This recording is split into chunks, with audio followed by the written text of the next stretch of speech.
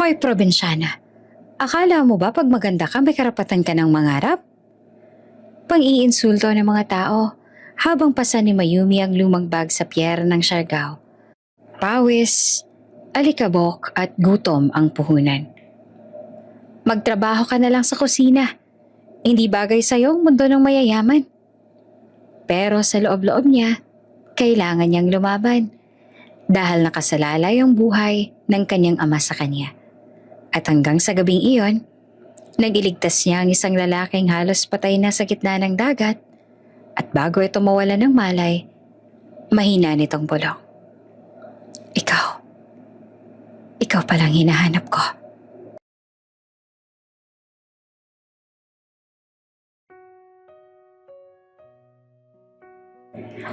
Tahimik ang umaga sa mansyon.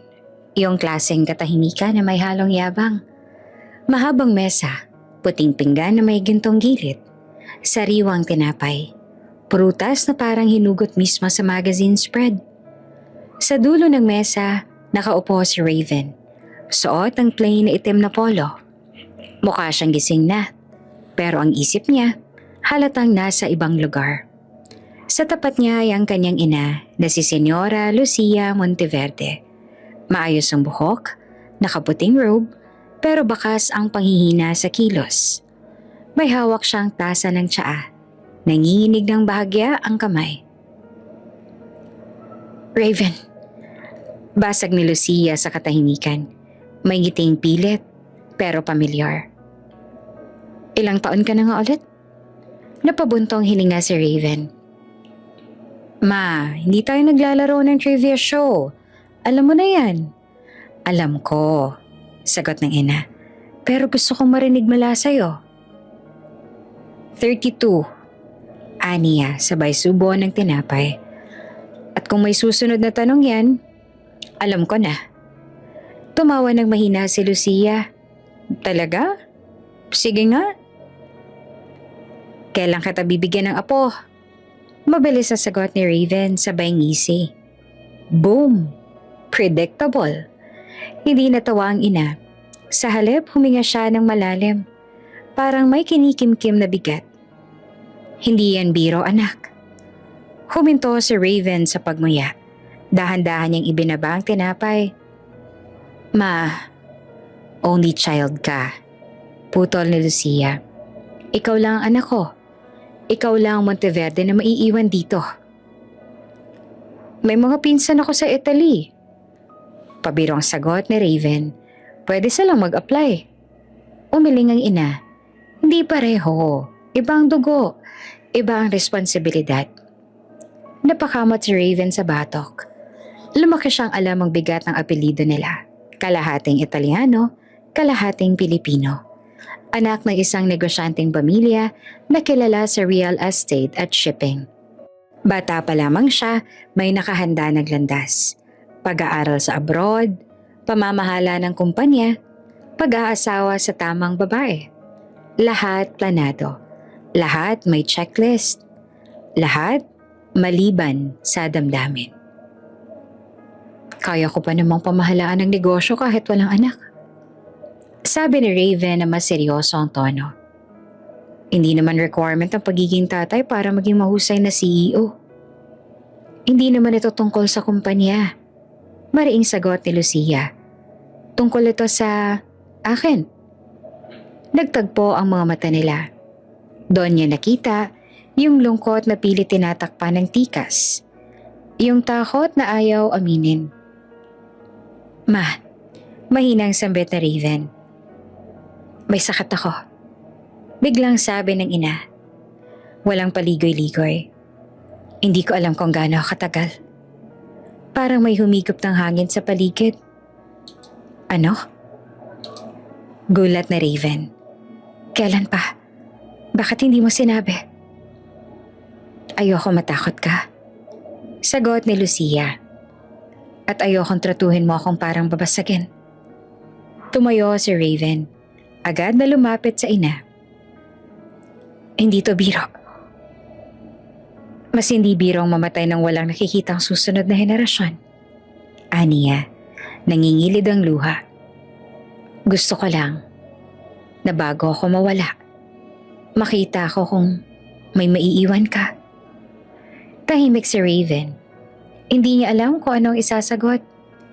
Ang dami niyang gustong sabihin na hindi ganon kadali, na hindi pwedeng pilitin ng pamilya, na hindi siya sigurado kung gusto niya talaga ang tradisyonal na buhay na inaasahan sa kanya. Kaya nagbiro na lang siya. Parang reflex. Paano kung lalaki palang gusto ko? Sabay tawa, pilit na magaan. Hindi naman natawa si Lucia. Tinitigan niya lang ang anak na parang sinusukat kung biro ba talaga o pag-amin. Raven, mahinahon niyang sabi, kahit sino pa ang mahalin mo anak, anak pa rin kita. Pero ang tanong, handa ka bang magmahal ng may pananagutan? Napalunok si Raven. Doon na siya natalo. Bago pa siya makasagot, may kumatok sa pinto. Pumasok ang assistant niya, si Mara. May hawak na tablet at folder. Sir, magalang na sabi nito. Everything's ready. The private flight departs in 3 hours. Flight? Tanong ni Raven, napalingon. Tumango si Mara. Yes sir. Siargao as instructed. Napakunot ang noo ni Raven. Ma, ikaw to no? Ngumiti naman si Lucia. May bahid ng mischief. Bakasyon lang, kailangan mo rin magpahinga. At minsan anak, kapag tinanggal mo ang bigat ng obligasyon, mas malinaw mong naririnig ang sarili mo. Huminga ng malalim si Raven. Siargao, a place far from boardrooms, expectations at tanong na paulit-ulit niyang iniiwasan. Lumapit siya sa ina at hinawakan ang kamay nito. Pagbalik ko, mag-uusap tayo ulit. Hindi ko hinihingi ang pangako, sagot ni Lucia. Gusto ko lang ng posibilidad. Paglabas si Raven nagsilid, tumigil siya sandali sa pintuan. Lumingon siya at parang may naramdaman. Hindi takot, hindi pressure, kundi isang kakaibang hila ng tadhana. Sa isip niya sumaging isang linya, parang bulong na hindi niya inaasahan. Baka sa bakasyong to, may mabuo na. Pagbaba ni Raven ng eroplano, sinalubong siya ng maalat na hangin at init ng araw na ibang-iba sa lamig ng mansyon. Walang suit, walang meeting, walang tanong tungkol sa apo. Sa unang pagkakataon matapos ang mahabang panahon, nakahinga siya ng maluwag. Finally, bulong niya sa sarili habang sinusuot ang sunglasses. Sa resort, mabilis siyang nag-check-in. Hindi ingrande, sadyang simple lang. Kahoy ang dingding, bukas ang bintana, at tanaw ang dagat. Iyon ang hinahanap niya, katahimikan na walang inaasahan. Hindi pa man lumulubog ang araw, nasa beach na siya. Hinubad ang tsinelas, nilusong ang buhangin, at hinayaan ng alon na basain ang paa. May mga surfers sa malayo, may ilang turista pero hindi matao. Tamang-tama lang. Napansin niya ang jet ski na nakapark malapit sa shore. Pwede pa ba yan? Tanong niya sa staff. Sumilip ang lalaki sa langit. Medyo kumukulimlim na. Okay pa naman sir, pero wag ko masyadong lalayo. Ngumiti si Raven. Sandali lang. Habang tinatakbo niya ang jet ski, naramdaman niya ang saya na matagal niyang nakalimutan. Walang iniisip, walang plano. Tanging ingay ng makina at hampas ng hangin sa mukha niya. Sa malayo, unti-unting dumidilim ang lupa. Isa pang ikot, sabi niya sa isip. Then, babalik na. Sa kabilang panig ng isla, isang babae ang nakatayo sa gilid ng pier. May hawak na lumang backpack, suot ang simpleng damit, at may matang puno ng pag-aalala. Si Mayumi. Pasensya na po, mahina niyang sabi sa isang resort manager. Kahit housekeeping lang po, kahit temporary. Umiling ang lalaki. Full na kami, try mo na lang sa kabilang resort. Tumango si Mayumi, pilit ang ngiti. Salamat po. Pagtalikod niya, huminga siya ng malalim. Kanina pa siya paikot-ikot. Lahat pareho ang sagot. Wala nang opening. Wala nang budget. Hinugot niya ang cellphone. May missed call mula sa ospital. Kinabahan siya, tinawagan niya kaagad. Hello? Nanginginig ang boses niya. Miss Mayumi, sagot ng nurse. Kailangan na pong ma-schedule ang operasyon ng tatay ninyo. Pero, alam ko po, mabilis siyang putol. Nag-iipon pa po ako. Please, bigyan niyo pa po ako ng kaunting oras. Tahimik sandali ang linya. We'll do what we can po. Pero sana makahanap na kayo ng paraan. Pagpatay ng tawag, napaupo si Mayumi sa gilid ng pier. Nakatingin siya sa dagat. Malawak, maganda, pero ngayon ay parang masyadong mabigat. Pa, bulong niya. Konti na lang. Pangako. Sa malayo, narinig niya ang kulog. Mabilis ang pagbabago ng panahon. Yung kaninang maaliwalas, biglang dumilim. Lumakas ang hangin. Ang mga bangka sa pier ay nagkabanggaan. Nagkagulong mga tao. Pabalik na kayo! Sigaw ng isang bangkero. Papasok na ang bagyo! Sa gitna ng alon, naramdaman ni Raven ang biglang pag-alog ng jet ski. Hindi ito yung normal na hampas. May kakaiba. Sinubukan niyang kontrole ng manibela, pero mas lumalakas ang alon. Shh! Mura niya. Isang malakas na hampas ang tumama sa gilid. Nawala ang balanse niya. Umiikot ang mundo. Huling naramdaman niya ang bagsak ng katawan sa malamig na tubig at ang unti-unting paglabo ng paningin. Sa pier, nakita ni Mayumi ang kaguluhan. Isa-isa nang bumabalik ang mga bangka. Pero may napansin siyang kakaiba sa malayo. Isang jet ski na palutang-lutang, paikot-ikot, walang nagmamaneho. May tao yan! Sigaw niya. Delikado! Sigaw ng bangkero. Huwag ka nang lumapit! Pero nakita niya na may kamay na bahagyang lumilitaw sa tubig. Hindi gumagalaw. Hindi na nag-isip si Mayumi. Hinubad niya ang tsinelas, iniwan ang bag, at tumalon sa dagat. Hoy! Sigaw ng mga tao. Bumalik ka! Malakas ang alon. Pilit siyang tinatangay palayo. Pero lumangoy siya. Hinabol ang jet ski. Nang makalapit, nakita niya ang lalaki. Nakahandusay, walang malay. May sugat sa noo. Kuya? Sigaw niya pero walang sagot. Hinila niya ang braso nito. Pilit inaangat ang ulo para hindi lumubog. Mabigat ang katawan. Mas mabigat ang alon pero hindi siya bumitaw. Hindi ka pwedeng mamatay. Hingal niyang sabi. Hindi ngayon. Isang malakas na alon ang tumama sa kanila. Halos mawalan siya ng kapit. Pero sa sandaling iyon may pumasok sa isip niya. Ang kanyang ama sa ospital. Ang mga gabing halos hindi na siya matulog kakaisip kung paano silang makakaligtas. Hindi pa tapos. Pinilit niyang itulak ang lalaki papunta sa direksyon ng pier. Unti-unti may tumulong, isang bangkero. Dalawa, hanggang sa may ahon nila ang katawan sa bangka. Pagdating sa dalampasigan, humandusay si Mayumi sa buhangin. Hingal na hingal, nanginginig ang kamay. Humihinga pa, sabi ng bangkero. Tumingin siya sa lalaki, basang-basa, maputla, walang kamalay-malay. Isang estrangherong muntik niya nang mawala sa dagat.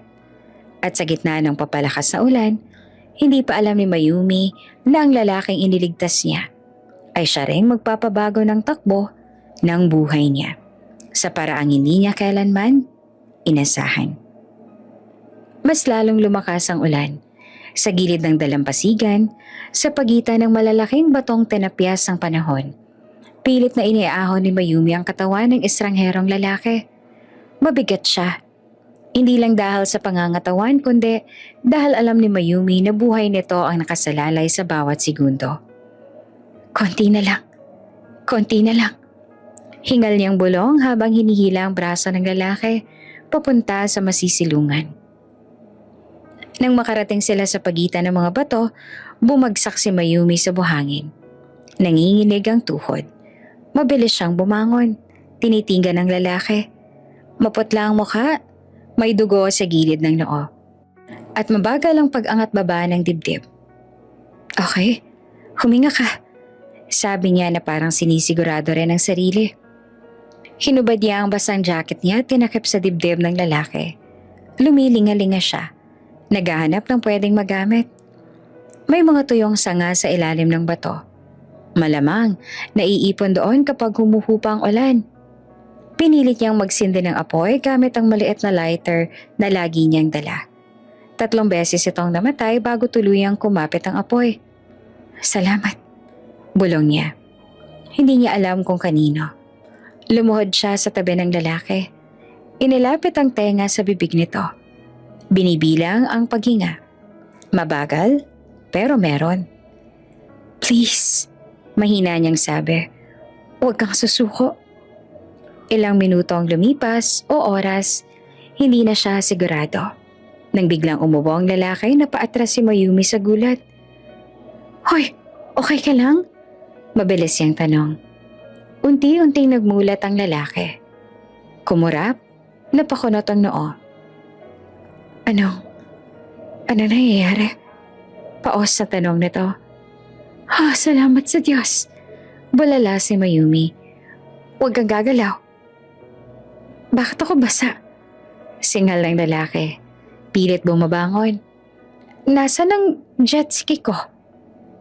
Hoy! Hinawakan ni Mayumi ang balikat niya. Huwag kang tatayo. Nawalan ka na ng malay. Muntik ka lang. Muntik? Masungit niyang tanong. Alam mo ba kung magkano?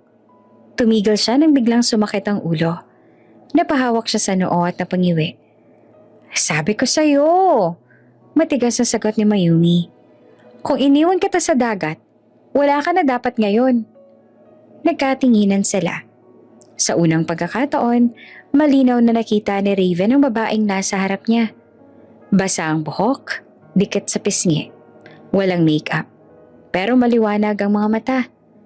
Yung klaseng tingin na diretso, walang arte. May bahid ng tapang at pagod, pero hindi sumusuko. Ikaw ang tumalon? Tanong niya na mas mababa na ang boses. Tumango si Mayumi. Oo, walang ibang gagalaw.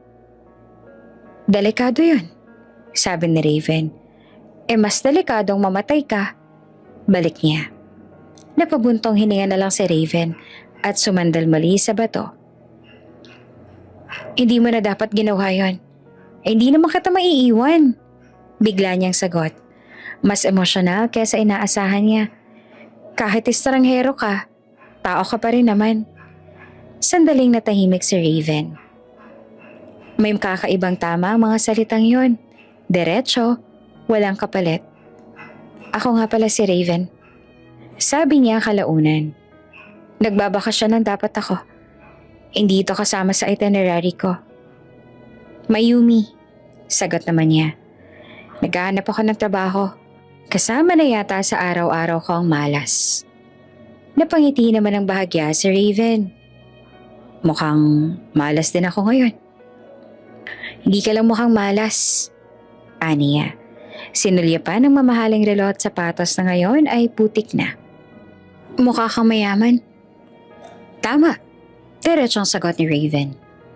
CEO ako. Napatingin si Mayumi sa kanya. May bahagyang gulat pero mabilis ding nawala. Okay, good for you. Yun lang? Natawa si Raven. Walang, wow? Kailangan ko ng trabaho, hindi idol. Sagot niya. At kahit CEO ka pa, muntik ka pa rin malunod. Hindi napigilan ni Raven ang ngiti. May kakaiba sa babaeng to.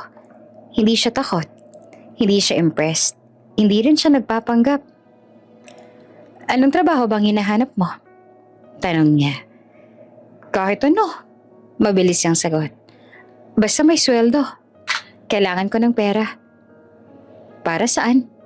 Tanong niya bago niya napigilan ang sarili. Huminga ng malalim si Mayumi. Para sa tatay ko. Kailangan niya ng operasyon. Tahimik si Raven. May kung anong gumalaw sa loob niya. Hindi awa, kundi pagkilala sa desperasyon. Sa labas ng mga bato patuloy ang ulan. Pero sa pagitan nila, may ibang bigat na bumabalot. Tumingin si Raven kay Mayumi. Seryoso ang mukha. Parang biglang naalala ang umagang iniwan niya sa mansyon. Ang boses ng ina, ang tanong na paulit-ulit niyang tinatakasan. May isang desisyong biglang pumasok sa isip niya. Mapusok, walang preno.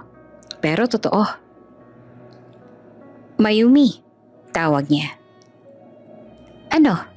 Sagot niya na alerto. Diretso siyang tumingin sa mga mata ng dalaga. Walang biro, walang ngiti. Naghahanap ako ng babaeng mag-aanak para sa akin. Matagal na katahimikan ang sumunod matapos sabihin ni Raven ang mga salitang parang kidlat na bumagsak sa pagitan nila. Umuugong pa ang ulan sa labas ng batuhan pero mas malakas ang tibok ng dibdib ni Mayumi. Ano? Mahinang tanong niya. Parang umaasang mali ang narinig niya. Pwede mo bang ulitin? Hindi na nagpaligoy-ligoy pa si Raven. Gusto ko ng anak, pero hindi ng asawa. Isang babaeng papayag na magbuntis. Walang drama, walang obligasyon pagkatapos. Parang may sumabog sa loob ni Mayumi. Tumayo siya bigla. Halos madala sa basang buhangin. Mukha ba akong bayarang babae? Nanginginig ang boses niya, pero matalim ang mga mata. Niligtas kita tapos iyan ang kapalit? Tumingin si Raven sa kanya. Walang galit, walang pagtatanggol. Pagod lang. Para bang matagal niya nang tinanggap na ganito ang mundo. Hindi kita pinipilit. Sagot niya na malamig pero hindi bastos. Kung ayaw mo, fine. Dahan-dahan siyang humigang muli sa bato. Ipinikit ang mga mata. Pagod na ako. Gisingin mo na lang ako kapag humupa ng ulan. Parang binuhusan naman ng malamig na tubig si Mayumi. Ganun lang? Walang paliwanag, walang paghingi ng tawad. Parang isa lang opsyon na pwedeng palitan. Tumalikod siya at naglakad palayo, palapit sa gilid ng mga bato. Pinatuloy niya ang luha na kanina pa niyang pinipigilan. Hindi dahil sa alok kundi dahil sa bigat ng sitwasyon. Sa isip niya ay bumalik ang amoy ng ospital. Ang tunog ng monitor, ang boses ng tatay niyang pilit ngumingiti kahit masakit na ang katawan. Mayumi, okay lang ako. Sabi nito sa kanya noon. Huwag mong isipin ang pera. Pero alam niyang kasinungalingan iyon. Humigpit ang pagkakahawak niya sa backpack. Wala siyang ipon. Wala siyang trabaho. Wala siyang oras. At sa likod niya may lalaking kayang baguhin ang lahat. Sa isang kondisyong ikinaduduwal ng prinsipyo niya. Hindi. Bulong niya sa sarili. Hindi ko kaya. Pero ang tanong, kaya bang mamatay ang tatay ko? Pumikit siya at hinayaan ng luha na bumagsak. Hindi niya namalayang napapaluhod na siya sa buhangin. Matagal siyang nanatili roon. Nakikipaglaban sa sarili. Sa hiya, sa takot, sa galit. Hanggang sa tumayo siya. Dahan-dahan siyang bumalik sa loob ng batuhan. Nandoon pa rin si Raven. Nakahiga, bahagyang namumula ang sugat sa noo. Nakapikit ang mga mata, pero gising. Ramdam niya iyon. Raven? Mahina niyang tawag. Hindi agad ito sumagot. Maya-maya binuksan nito ang mga mata at tumingin sa kanya. Bumalik ka, sabi niya nang walang pagtataka. Lumunok si Mayumi, nanginginig ang kamay niya. Nakatiklop sa harap niya na parang humihingi ng tawad sa sariling kaluluwa. Yung sinabi mo kanina, halos pabulong. Totoo ba? Tumayo ng bahagya si Raven, sumandal sa bato. Alin doon? Yung pera. Diretso niyang sabi kahit nanginginig ang boses. Ibibigay mo ba talaga? Tinitigan siya ni Raven. Hindi na siya mukhang masungit ngayon. Mas seryoso, mas maingat. Magkano ang kailangan mo? Tanong niya. Napatigil naman si Mayumi at parang mas masakit pa ang tanong kaysa sa alok. Para sa operasyon ng tatay ko? Sagot niya. Kalahating milyon? Hindi kumarap si Raven. 500,000? Tumango si Mayumi at napayuko. Alam kong malaki. Alam kong... Okay. Putol ni Raven. Napatingin siya bigla. Ano? Kalahating milyon. Ulit ni Raven. Kapalit ng isang bata. Sagot ko ang gasto sa pagbubuntis. Pagkapanganak, nasa akin ng bata. Wala kang habol.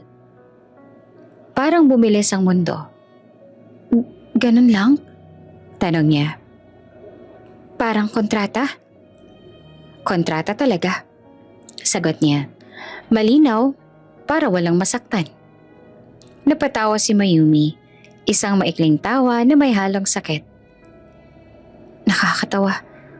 Ang buhay ng tatay ko, katumbas ng isang papel. Hindi ko minamaliit ang pinagdadaanan mo. Sagot ni Raven. Mas mababa ang boses. Pero, ito lang ang alam kong paraan. Tahimik sila. Sa labas, sumuhupa na ang ulan. Sa loob ng dibdib ni Mayumi, mas lalong lumalakas ang bagyo. Lumapit siya kay Raven.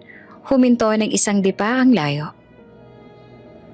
Kung pumayag ako, tanong niya. Wala nang atrasan? Wala, sagot niya. At hindi kita itatago. Hindi kita gagalawin laban sa gusto mo.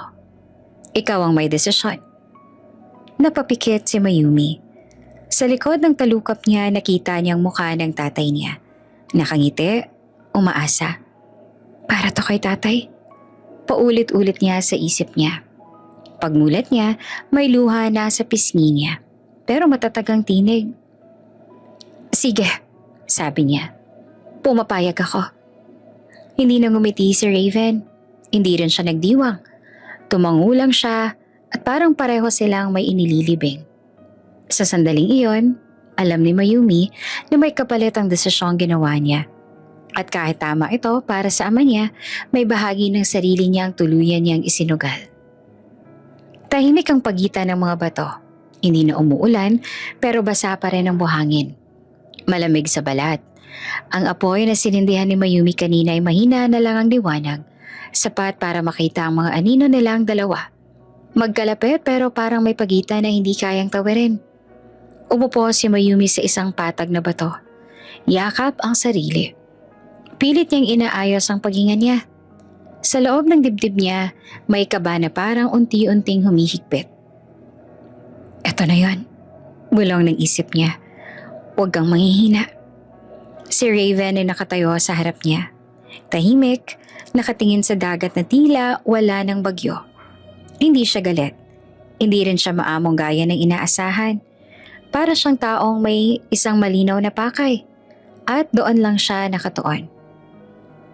Kung gusto mong umatras, sabi ni Raven na hindi lumilingon. Sabihin mo lang. Umiling si Mayumi. Huwag na.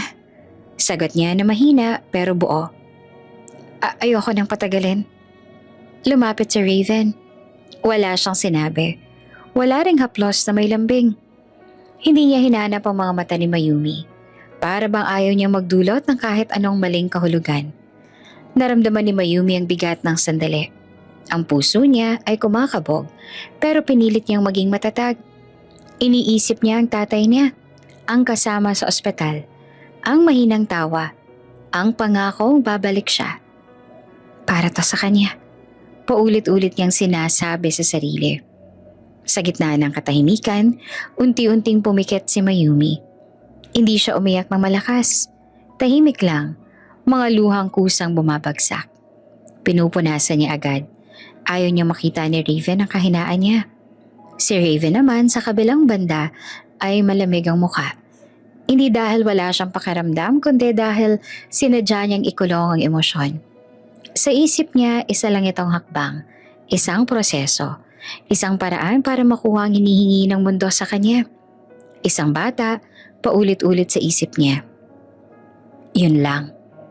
Hindi nagtagal ang sandali pero para kay Mayumi, parang humaba ang oras. May sakit at hindi lang sa katawan, kundi sa loob-loob ang tinig na nagtatanong kung tama ba ang ginagawa niya. Nang matapos ang lahat, tumagilid si Mayumi at huminga. Nakatalikod, pinilit niyang pakalmahin ang sarili. Hindi na niya napigilan ang tahimik na hikbi. Pero kinagat niya ang labi para hindi marinig. Si Raven ay umupo sa gilid. Huminga ng malalim. Tumingin siya kay Mayumi. Nakapikit, pagod. Parang batang napipilitang maging matanda sa isang gabi. "Matulog ka," sabi niya sa mababang tinig. "Kailangan mo ng pahinga." Hindi naman sumagot si Mayumi. Maya-maya ay nakatulog na din siya. Hindi dahil payapa ang loob, kundi dahil pagod na pagod ang katawan at isip. Nananatiling gising si Raven sandali. Sa dilim, pinagmasdan niya ang maamong mukha ng dalaga. May kung anong gumalaw sa dibdib niya. Isang pakiramdam na hindi niya pinangalanan. Mahina niyang bulong, halos sa sarili lang. Masarap din palang kasiping ang probinsyana. Hindi niya alam kung papuri ba iyon o pagtatanggol sa sarili. Kinabukasan, sinalubong sila ng maputlang araw. Masakit ang katawan ni Mayumi nang siya'y gumising. Dahan-dahan siyang umupo. Pilit na hindi pinapahalata ang kirot. Sanay na siyang magtago ng sakit, pisikal man o emosyonal. May mga boses sa labas. May paparating na bangka. "May tao rito!" Sigaw ng isang bangkero. Lumabas si Raven at kumaway. "Dito!" Mabilis sa mga sumunod na pangyayari. Tinulungan silang makasakay. May nag-abot ng tubig, may nagtanong kung okay lang sila. Sumagot naman si Raven ng maikli. Kontrolado pa rin ang kilos. Si Mayumi ay tahimik lang, nakaupo sa gilid ng bangka. Nakatanaw sa dagat na tila walang nangyari. Pero sa loob niya may binabagabag. Isang gabing alam niyang hindi niya kailanman makakalimutan. Pagbalik nila sa isla, sinalubong sila ng ilang tao sa pantalan. Doon ay may lalaki na kaayos. Planchado ang damit. May hawak na folder. Halatang hindi taga roon. "Sir Raven?" Tawag nito agad na makita siya. "Finally, we've been looking for you." Napalingon si Mayumi. "Gavin," sabi ni Raven. Bahagyang gulat pero agad bumalik ang composure. "You're early." Ngumiti naman ang lalaki tsaka tumingin kay Mayumi. Sinusukat siya mula ulo hanggang paa. "Who is she?" tanong ni Gavin. Hindi naman agad sumagot si Raven. At sa sandaling iyon, ramdam ni Mayumi may paparating na panibagong bagyo. Isang mas komplikado. Isang hindi kayang tapatan ng tapang lang. Mabilis ang takbo ng sasakyan papuntang ospital. Tahimik sa loob, si Mayumi nakaupo sa likod, yakap ang sarili. Pilit hindi pa halata ang sakit sa puson at likod. Hindi lamang katawan ng mabigat, parang may nakadagan sa dibdib niya, simula pa kagabi. Sa harap nakaupo si Raven. Tuwid ang likod, seryoso ang mukha. Wala siyang tanong, wala ring paliwanag. Para bang tapos na ang isang usapan na hindi naman niya ginustong simulan. Pagdating sa ospital, agad siyang sinalubong ng nurse. "Sir, ma'am, follow me please." Napakurap si Mayumi. Sa ma'am, pero hindi na siya umimik. Pumasok sila sa isang maliit na silid. Maya-maya dumating ang doktor. Babae, nasa edad 50, maaliwalas ang mukha. "So," bungad nito habang tinitingnan ng chart. "Ikaw ba ang asawa?" Parang may sumabog sa tenga ni Mayumi. "Po?" Napalingon siya kay Raven. Inaasahan niyang ayusin nito ang maling akala. Isang salita lang sana, isang linaw. Pero nananatiling tahimik si Raven. Hindi siya tumingin kay Mayumi. Hindi rin siya umimik. Tumango lang siya ng bahagya sa doktor. Si Mayumi parang binuhusan ng malamig na tubig. Asawa? Gusto niyang itama. Gusto niyang magsalita. Pero parang may nakabara sa lalamunan niya. Hiya, pagod at isang pakiramdam na wala na siyang karapatang magsalita. "Sige," sabi ng doktor. Walang kaalam-alam. "Mukhang stress at exhaustion lang. Pero magpahinga ka muna ha? Delikado ang pinagdadaanan mo." Tumango si Mayumi. Hindi makatingin kanino man. Paglabas nila ng silid, tsaka lang nagsalita si Raven. Si Gavin ang kakausap sa'yo tungkol sa deal. Malamig niyang sabi.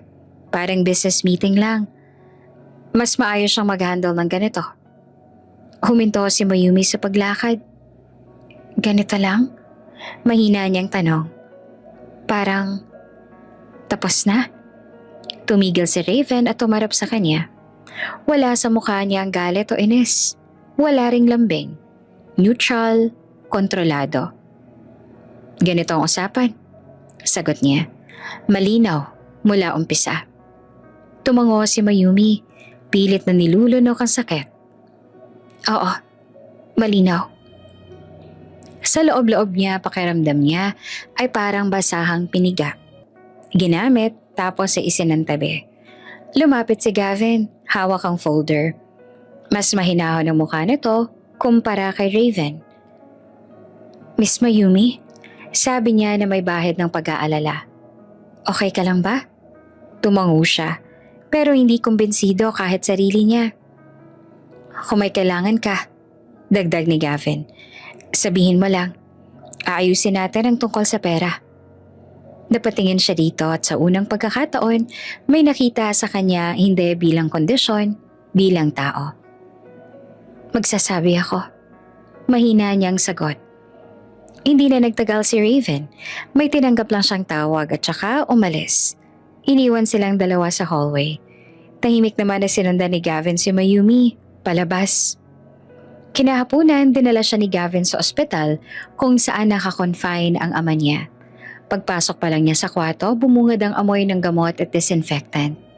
Pamilyar, masakit, sa alaala. Pa, tawag niya at pilit na ngumiti. Ngumiti rin ang ama niya, kahit halatang nanghihina. Mayumi, bumalik ka. Lumapit siya, tinawakan ng kamay nito. Pa, may good news ako. Sa tulong ng pera na isagawa agad ang kailangang bayarin.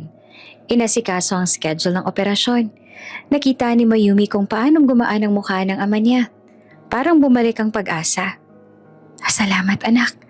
Mahina nitong sabi. Hindi ko alam kung paano mo nagawa. Ngumiti si Mayumi pero hindi niya masabi ang totoo. Ang importante, gagaling ka pa. Paglabas niya ng ospital, huminga siya ng malalim. Worth it, sabi niya sa sarili. Para sa kanya. Lumipas ang mga linggo, tahimik si Mayumi sa inuupahan niyang maliit na kwarto. Walang balita kay Raven. Si Gavin lang ang paminsan-minsang nagme-message tungkol sa papeles, sa check-up, sa mga dapat bantayan. Isang umaga, napaupo si Mayumi sa kama, hawak ang tiyan. Hindi pa rin? Bulong niya.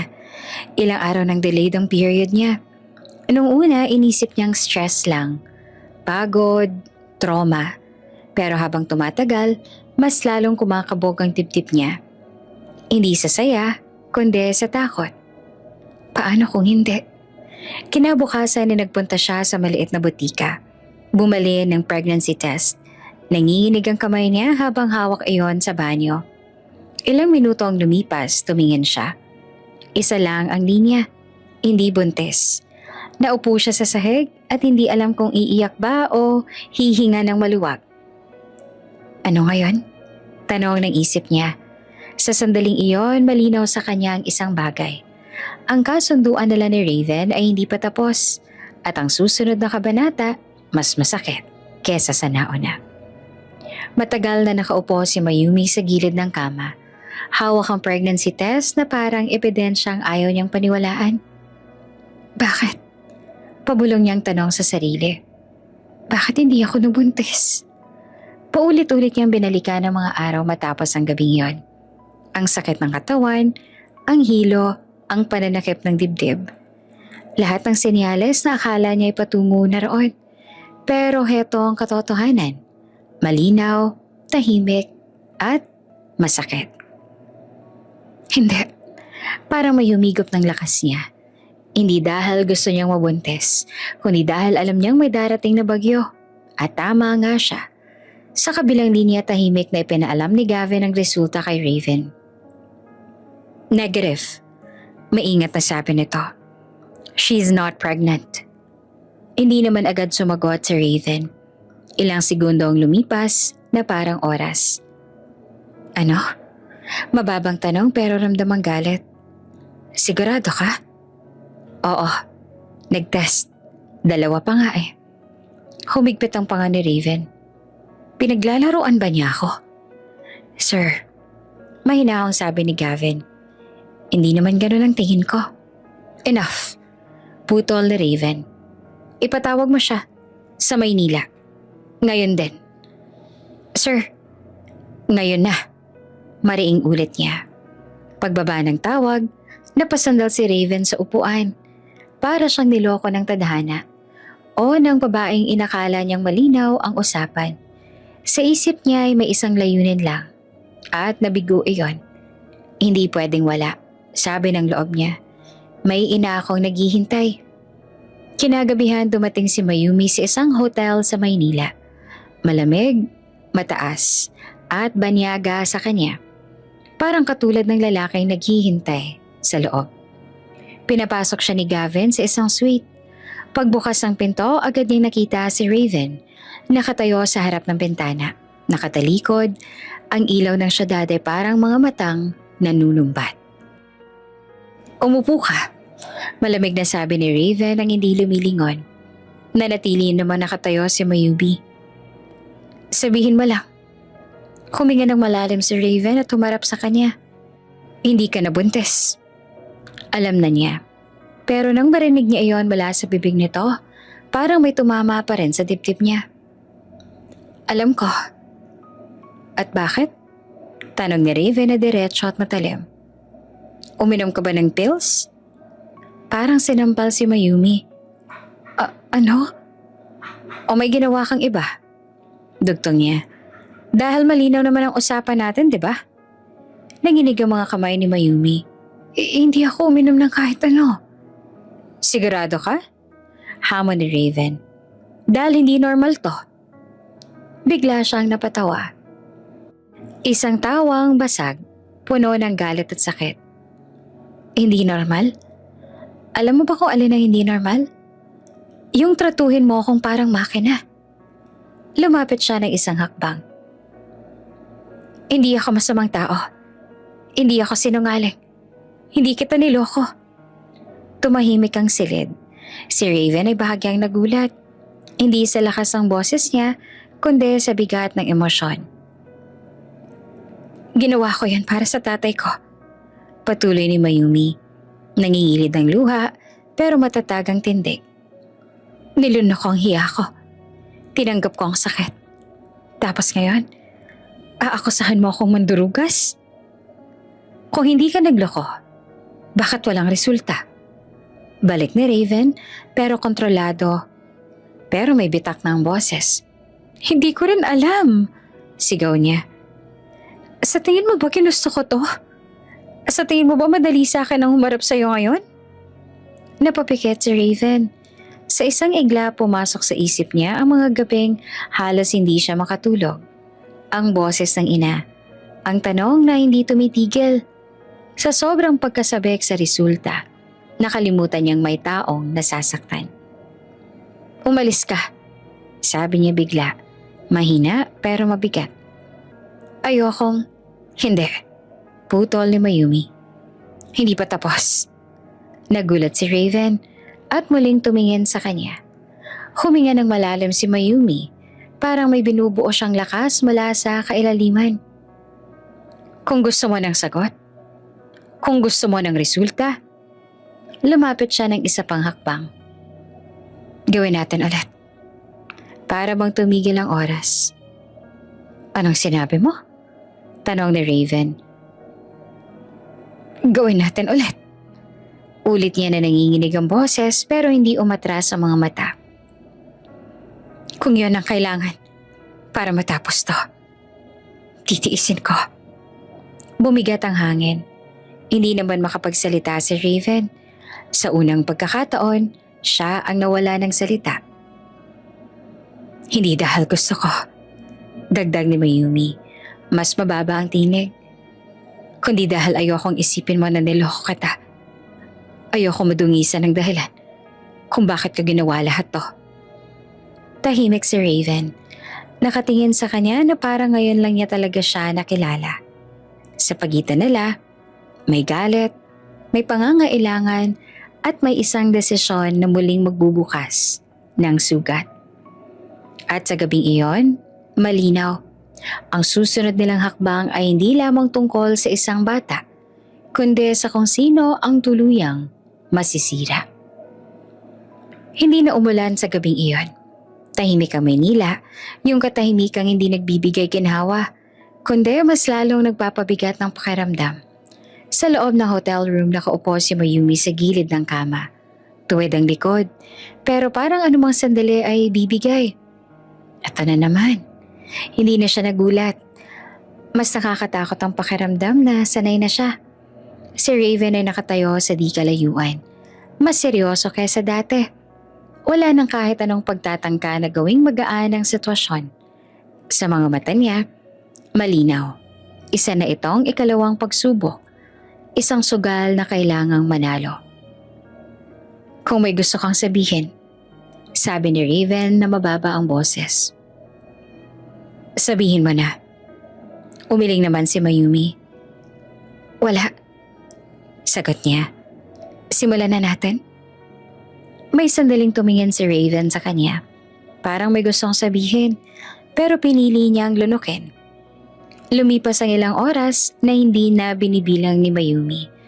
Hindi dahil gusto niya, kundi dahil wala na siyang lakas para maramdaman ang bawat segundo. Mas mabigat ang ikalawang pagkakataon. Hindi dahil masakit sa katawan, kundi dahil malinaw sa kanya kung ano siya sa sandaling iyon. Hindi babae, hindi tao, kundi paraan. Pagkatapos ay tumalikod si Raven at nagbihis. Tahimik, mabilis, parang may hinahabol na deadline. Magpahinga ka, sabi niya nang walang emosyon. May tatawag sa'yo bukas. At umalis siya. Nananatili si Mayumi sa kama. Nakahiga ngunit gising. Nakatingin sa kisame. Hinahayaang bumagsak ang luha sa gilid ng mata. Hindi na niya pinunasan. Wala nang saysayang magpigil. Kinabukasan ang unang tumawag ay si Gavin. Miss Mayumi, maingat itong sabi.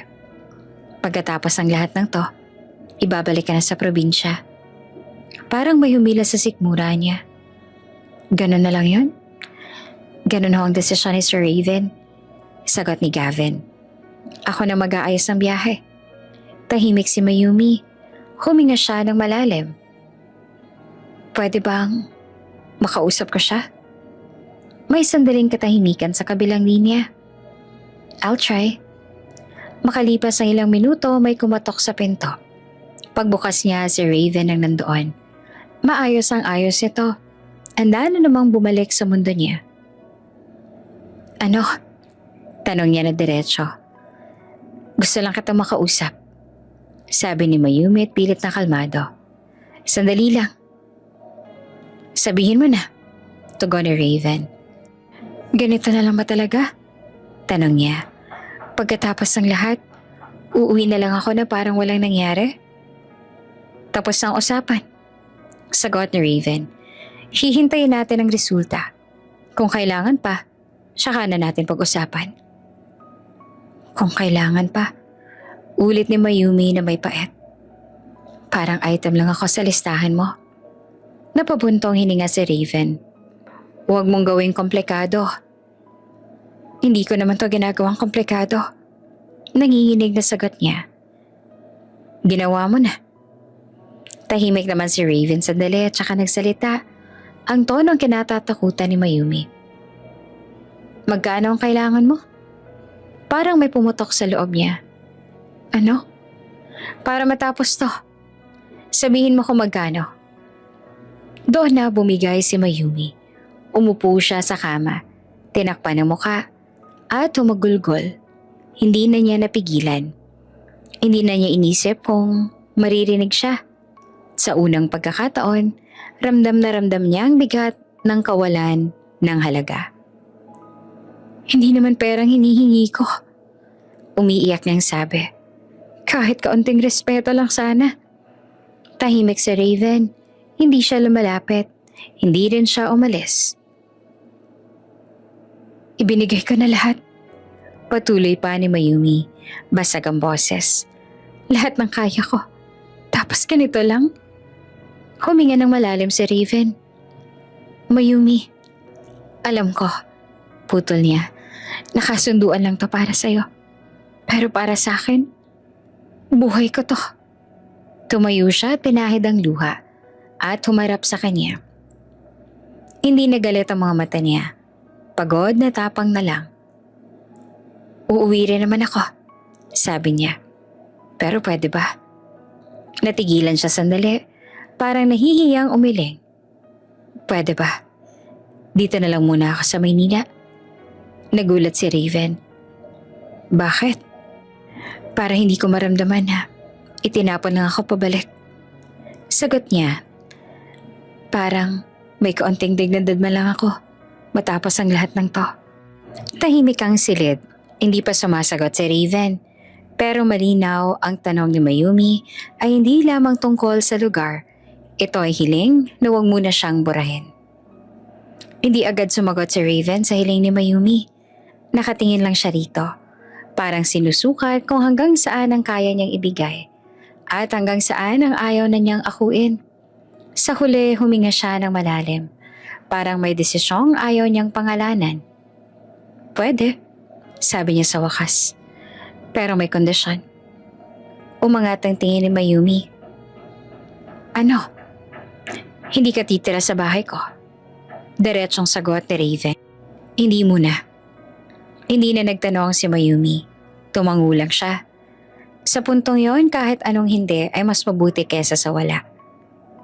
Ayusin mo, dagdag ni Raven kay Gavin. Trabaho, matitirhan. Yung maayos. Tumango si Gavin. Ako na pang bahala. At doon nagsimula ang bagong yugto ni Mayumi. Isang buhay na walang kasiguraduhan pero may sariling paa. Sa isang maliit na restaurant sa Maynila, unang araw ni Mayumi bilang dishwasher. Maaga siyang dumating. Nakatali ang buhok. Suot ang simpleng uniforme, nanginginig ang kamay habang kinukuha ang apron. Okay ka lang? Tanong ng kasamahan niyang si Ate Liza. Opo, mabilis ang sagot niya. Sanay naman po ako sa trabaho. Hindi iyon kasinungalingan. Sanay siya sa hirap. Ang bago lang ay ang lungsod. Maingay, mabilis, walang pakialam kung pagod ka na. Buong araw siyang nakatayo. Plato, baso, kawali. Paulit-ulit. Nakakapagod pero may kakaibang gaan. Sa unang pagkakataon matapos ang mahabang panahon, may ginagawa siya. Hindi dahil sa kasunduan, kundi dahil gusto niyang tumayo ulit mag-isa. Sa staff house siya tumira. Isang kwarto na kasyang kama. Maliit na aparador at electric fan na minsang ayaw gumana. Pero may pinto, may susi, may katahimikang kanya. Tuwing gabi, tinatawagan niya ang kanyang ama. Pa, nakaschedule na yung follow-up. Masigla niyang balita. Nagpapadala na rin ako ulit. Anak, mahina ngunit mas buo na ang boses ng ama niya. Huwag mong pahirapan ang sarili mo. Ngumiti si Mayumi kahit hindi ito nakikita. Kaya ko to pa. Promise. Totoo iyon. Kahit masakit ang katawan, kahit may mga gabing umiiyak siya sa unan, may saysay ang bawat pagod. Dahil sarili niya na ang pinanghahawakan niya. Samantala sa kabilang mundo ni Raven. Raven, isang umaga nakaupo siya sa harap ng ina. Muli sa mahabang mesa ng almusal. Pareho pa rin ang itsura ng mansyon. Pero may kakaibang bigat na sa hangin. Kailan mo ba ipapakilala sa akin ang girlfriend mo? Tanong ni Senyora Lucia. May halong ngiti at paghihinala. Napatingin si Raven sa tasa ng kape. Soon. Soon? Ulit ng ina. Ilang beses ko na yung narinig. Busy lang siya. Sagot niya at diretso ang boses. Hindi taga rito. Oops! May break muna. Gusto mo bang ma-shoutout dito sa channel ni Ate Jane?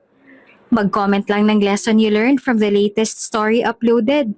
Dahil pipili kami ng isang best comment of the day para i-shoutout sa susunod na upload.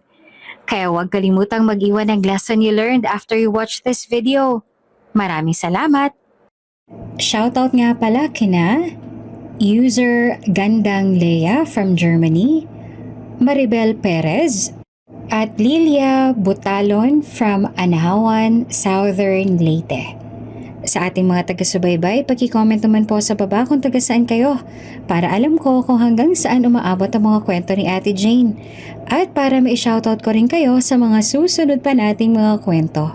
Maraming salamat sa pakikinig.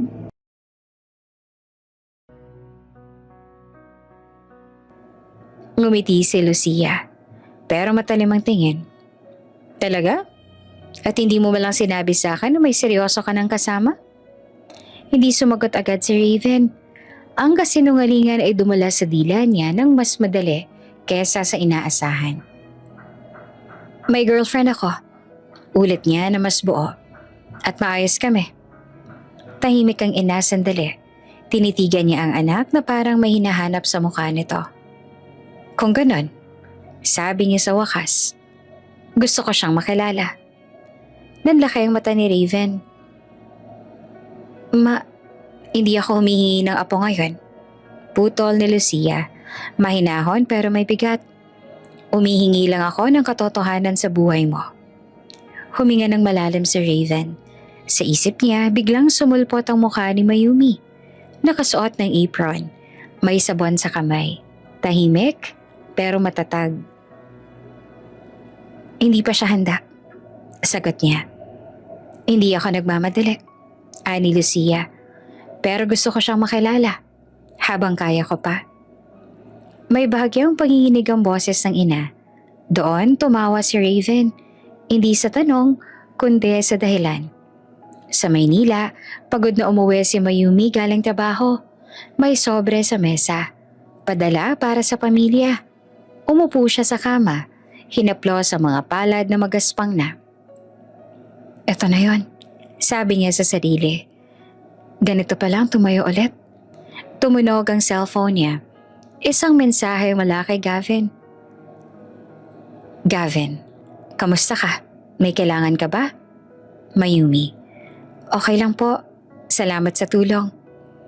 Maya-maya ay isa pang mensahe. Ibang pangalan naman. Raven, nakasettle ka na ba? Napatingin siya sa screen. Matagal bago siya sumagot. Mayumi. Opo, may trabaho na po. Walang kasunod. Inilapag niya ang cellphone at humiga. Nakatingin sa kisame. Hindi niya alam kung anong papel niya sa buhay ni Raven. Kung may papel man ba talaga. Pero malinaw sa kanya ang isa. Sa Maynila, nagsisimula ulit ang buhay niya. Hindi bilang kasunduan, hindi bilang kondisyon, kundi bilang si Mayumi. At sa mansyon, habang pinipisil si Senyora Lucia ang kamay ng anak, isang hiling ang mariing binitawan. Raven, sabi niya, gusto ko siyang makilala. Kahit minsan lang. Tahimik si Raven. Alam niyang sa sandaling iyon, ang kasinungalingan ay unti-unting hinihinga ng mukha at ang buhay na pilit niyang inihiwalay ay papalapit na sa isa't isa. Tahimik ang tanghali sa restaurant pero maingay sa loob ng kusina. Sunod-sunod ang pinggan sa harap ni Mayumi. Mainit ang tubig, kumukulubot ang balat ng kamay niya. Nangingitim ang kuko sa kalukakuskos. Nakayuko siya, naka-apron, pawisan ng noo. Walang arte. Walang pahinga. Hindi niya napansin ang lalaking nakatayo sa may pintuan. Si Raven. Hindi siya agad pumasok. Tumingin lang siya mula sa malayo. Parang nanonood ng eksenang hindi niya inaasahang makikita. Ang babaeng minsang hinilan niya sa gitna ng bagyo. Ang babaeng ginawang kasunduan. Heto ngayon, naglalaban ng mga plato na parang hindi kailanman nag-i-exist ang mundo niya. Miss, table 7. Sigaw ng head cook. Opo, mabilis na sagot naman ni Mayumi. Hindi tumitingin. Doon siya lumingon at nagulat. Raven? Napabitaw siya sa plato. Anong ginagawa mo rito? Hindi agad sumagot si Raven. Tumingin siya sa mga kamay ni Mayumi. Kulubot, mapula, may maliit na hiwa. May kung anong kumirot sa dibdib niya. Hindi niya inasahan. Trabaho mo to? Tanong niya na mababa ang boses. Oo, sagot ni Mayumi na biglang nahiya. Dishwasher ako dito. Tumango si Raven, pero sa loob-loob niya, mas mabilis na konklusyong nabuo. Hindi siya presentable. Hindi ganito ang babaeng ihaharap sa ina niyang sosyal, na maingat, mapanuri. Hindi naka-apron, hindi amoy sabon, hindi pagod. Lumapit siya ng isang hakbang. Mag-impake ka. Napalunok si Mayumi. Ano? Sa bahay ka titira. Diretsong sabi ni Raven. Kunin mo na lahat ng gamit mo. Nataranta si Mayumi. Ha? Pero may trabaho ako. May staff house. Tapusin mo yan. Putol na Raven. May sasakyan sa labas. Hindi pa siya sumigaw pero mabigat ang utos. Yung klaseng boses na hindi tinatanggihan. Raven, hindi ko naiintindihan. Maingat na sabi ni Mayumi. May mali ba? Tumigil si Raven. Tumingin siya sa paligid. Mga matang nanonood o si Zero. Hindi dito, sabi niya. Umalis na tayo. Sa labas malamig ang hangin. Tahimik ang sasakyan. Si Mayumi ay hawak ang apron niya. Parang panangga. Bakit bigla? Tanong niya. Akala ko malinaw na. Magiging malinaw. Sagot ni Raven. Sa bahay. Sa biyahe tumunog ang phone ni Mayumi. Isang tawag. Si Gavin? Sabi niya na nag-aalangan. Nagdilim ang mukha ni Raven. Bakit? Tinatanong niya kung okay lang ako. Sagot ni Mayumi na inosente. Hindi naman sumagot si Raven. Humigpit ang hawak niya sa manibela. Isang kakaibang init ang umakyat sa dibdib niya. Hindi galit, kundi selos na ayaw niyang pangalanan. Pagdating sa bahay, malaki, tahimik. May mga ilaw na parang laging may bantay. Napatigil si Mayumi. Dito? Tanong niya. Oo, sagot ni Raven. Temporary. Pinapasok siya ni Raven. May mga katulong na tahimik na tumango. Ramdam ni Mayumi ang bigat ng espasyo. Malinis, kontrolado, hindi kanya. Dito ka muna, sabi ni Raven at tinuro ang isang kwarto. Magpapadala ako ng gamit. Raven, tawag ni Mayumi na naglakas loob. Bakit mo to ginagawa? Humarap si Raven. Sa unang pagkakataon, wala sa mukha niya ang lamig. May halong inis, pagod, at isang damdaming ayaw umamin. Dahil hindi ka pwedeng ganyan, sabi niya. Paanong ganyan? Tanong naman ni Mayumi. Na ginagamit. Sagot niya at biglang diretso ang tingin. Pinagtatrabahuhan. Hinahawakan ng iba. Nabigla si Mayumi. Pero marangal namang trabaho yun na. Hindi sa paningin ko. Balik ni Raven. Hindi mo ako pag-aari. Mariing sagot ni Mayumi. Nanginginig pero matatag. May kasunduan tayo, oo. Pero hindi mo ako hawak. Tumawa si Raven. Isang maikling tawa na walang saya. Talaga? Lumapit siya. Masyadong malapit. Ramdam ngayon ni Mayumi ang bigat ng presensya niya. Nakita kitang tumatawa kanina. Sabi ni Raven. May kausap ka. Kasama ko yan sa trabaho. Si Gavin. Putol niya. Palagi. Kaibigan lang siya. Sagot ni Mayumi. Naguguluhan. Tinulungan niya ako. Tinulungan ka rin ba niya kagabi?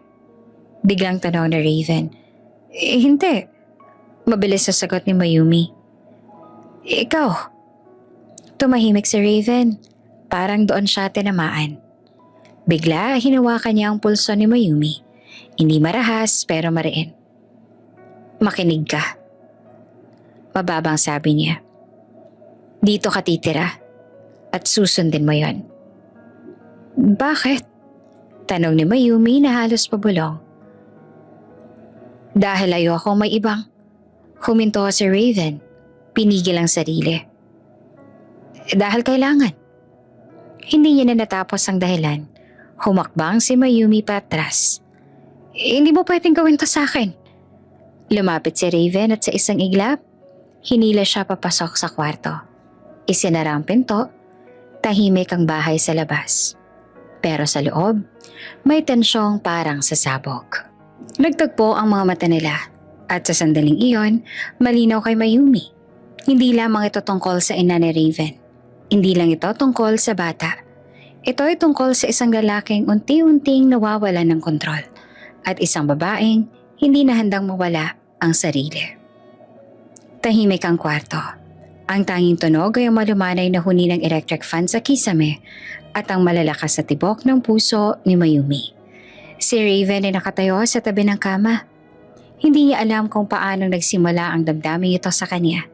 Isang halo ng galit, selos at kakaibang init. Para bang may puwersang hindi niya kontrolado na nagtulak sa kanya. Mayumi, mababang tawag niya. Ngunit hindi sapat ang boses para ipaliwanag ang lahat. Si Mayumi ay nakaupo, nakatingin sa bintana. Hindi siya nakakita kay Raven na lumapit. Ngunit naramdaman niya ang bigat ng presensya niya sa tabi. Sa isang iglap, dahan-dahan siyang hinawakan ni Raven sa balikat. Para bang sinusubukang kunin ang atensyon niya. Pero mas malalim ang epekto nito. Tila tumigil ang mundo sa paligid nila. Raven, bumulong si Mayumi na nanginginig ang boses. Hindi niya sinasadyang lumapit pa si Raven. Isang sandali, isang iglap lang, at naramdaman niya ang malamig na labi ni Raven sa kanyang labi. Natigilan at natakot si Mayumi. Tumagilid siya. Napalayo ang mga mata niyang lumalaki sa gulat. Mayumi! Sandaling huling tawag niya bago siya umatras. Si Raven ay parang na-stun. Hindi siya makapaniwala sa ginawa niya. Parang may tumagas sa loob ng dibdib niya na hindi niya maintindihan. Bakit ang isang simpleng halik, isang sandaling hindi planado ay tila nagpabago sa bawat damdamin niya? Nakita niyang umiiyak si Mayumi. Maliit na luha na dumadaloy sa pisngi niya. Para bang binabasa ng mundo ang sakit, takot at kawalang muwang na nararamdaman niya. Ngunit sa halip na magalit o umalis, naramdaman ni Raven ang kakaibang kaba. Ang puso niya ay umiigting sa bawat hikbe ni Mayumi. Hindi niya magawang ipaliwanag, pero parang bawat luha ay pinalalala ang kaniyang pagkabahala. Lumapit siyang muli, mas maingat. Hindi na niya hinawakan ang labi niya. Sa halip, dahan-dahan niyang pinisil ang kamay ni Mayumi. Okay lang, mababa niyang sabi. Halos para na nga sa sarili niya. Wala akong intensyon na saktan ka. Napalingon si Mayumi, nangingilid ang luha. Hindi ko alam kung bakit ganito. Ang dami kong iniisip. Tumango si Raven. Alam ko, ako rin. Dahil sa tensyon at bigat ng mga sandali, napagpasyahan niyang gumawa ng isang maliit na hakbang para pakalmahin siya. Umakyat siya sa pantry at nagbalik na may hawak na tasa ng mainit na tsokolate. Mainit pa, sabi niya at iniabot ang tasa kay Mayumi. Hugasan mo ang sarili mo sa init. Huwag sa lamig na mga nangyari. Dahan-dahan itong tinanggap ni Mayumi. Nanginginig pa rin ang mga kamay niya. Umiwas ang tingin niya sa mga mata ni Raven. Ayaw makita ang intensity ng tingin nito. Pwede po, bulong niya, nag-aalangan. Huwag mo na po akong halikan sa labi. Muna.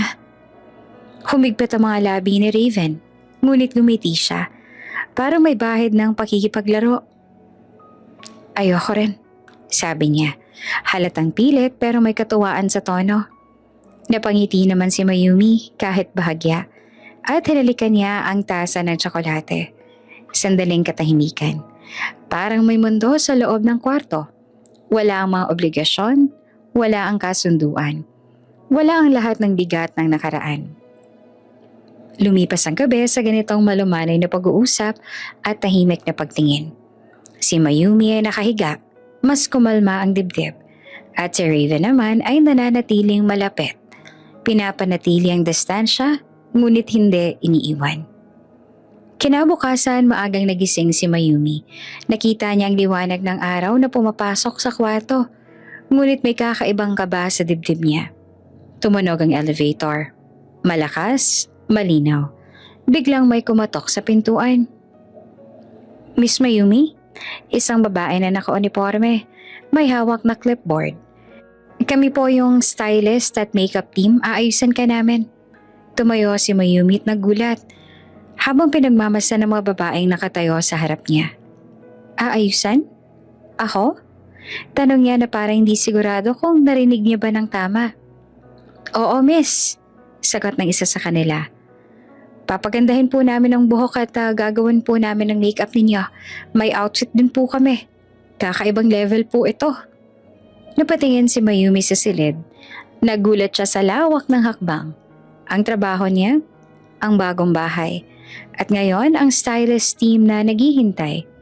Parang isang mundo ang biglang nagbukas sa harap niya. At hindi niya alam kung paano sasabak sa bagong yugto. Tumingin siya kay Raven na nakatayo sa tabi ng pinto. Nakatingin sa kanya pero tahimik. Walang ngiti, walang galit. Para bang sinusubok lang niya ang reaksyon ni Mayumi sa bagong eksenang ito. Handa ka ba? Tanong ni Raven. Mababa ngunit malinaw. Huminga ng malalim si Mayumi. Kinumpas ang mga kamay at tumango. Opo, sagot niya. Kahit na sa loob-loob niya ay may kaba, takot at excitement na sabay-sabay. Tumitig si Raven sa kanya sandali. Parang sinusuri ang lakas sa tapang niya at bahagyang umiti. Good. Tingnan natin kung ano ang kaya mo. Sa labas ng kwarto, ang stylist team ay nag-ayos ng gamit. Sa loob ay may dalawang tao, isang babae at isang lalaki. Tahimik ngunit malakas ang presensya. Si Mayumi ay nakaramdam ang bigat ng bawat sandali. Ang bagong katawan ng buhay niya. Ang bagong mundo na unti-unting binubuo sa harap niya. At sa kabilang bahagi, si Raven ay naroon. Malapit, ngunit kontrolado. At sa sandaling yon, malinaw na hindi lang basta makeover ang paparating. Ito ay panibagong yugto. Isang pagbabagong magsisimula sa labas ng kusina. Sa loob ng bagong bahay at sa puso nila ang dalawa. May ngiti si Mayumi. Maliit man, pero totoo. At sa kanyang isip, parang hindi ko alam kung handa ako. Pero ready na akong subukan. Mabilis ang takbo ng 3 araw na makeover ni Mayumi. Hindi lamang buhok at damit. Ang bawat galaw, bawat posture, at bawat simpleng ngiti ay sinanay. Pinapabuti ng stylist ang tindig niya. Paano humakbang, paano ngumiti ng natural. Maliit man sa iba, malaking pagbabago naman ito para sa kanya. Sa unang araw matapos ang makeover, pumasok si Mayumi sa sala ng bahay ni Raven. Ang damit ay eleganteng blouse at fitted skirt. Hindi sosyal sa air, pero classy. Ang buhok niya, malasutla at maayos ang alon. Ang postura niya, matikas at confident. Tahimik na nakatayo si Raven sa tabi ng bintana, habang si Gavin naman ay nasa doorway. May hawak na tablet. Pareho silang natulala sa tanawing iyon. Wow! Bumulong si Gavin, hindi makatingin ng diretso. Ang ganda mo, Mayumi. Napatingin si Mayumi kay Gavin at gumiti. Simple lang, parang hindi alam ang epekto nito. Hindi ka na yung simpleng helper na nakita ko sa restaurant. Dagdag niya, medyo nagulat pa rin sa sarili. Si Raven na nasa kabilang dulo, ramdam ang kakaibang kirot sa dibdib. Baka sa mukha niya ang pagkairita. Hindi dahil sa ganda ni Mayumi, kundi sa ngiti niya kay Gavin. Gavin, tawag niya na malalim ang tono. Lumayo ka muna. Napatingin si Gavin, nagtaka, pero tumango lang. Naiwan ang dalawa sa sala. Tahimik, ngunit punong-puno ng tensyon. Raven, simula ni Mayumi na dahan-dahan. Bakit parang galit ka? Ako lang naman. Wala, sagot ni Raven, naglalaban sa sarili. Hindi niya maipaliwanag. Ang simpleng ngiti niya kay Gavin, ang confidence niya, parang pangangamusta sa isang mundo na hindi niya kontrolado. Napansin ni Mayumi ang tensyon, ngunit sa halip na umatras, dahan-dahan siyang lumapit. Sige na, huwag mo akong tingnan ng ganon. Ang weird lang. Si Raven naman sa loob nahulog sa sarili niyang damdamin. Biglang naisip niya na hindi lang basta kasunduan ang meron sila. Sa loob niya unti-unting nagbubukas ang pinto.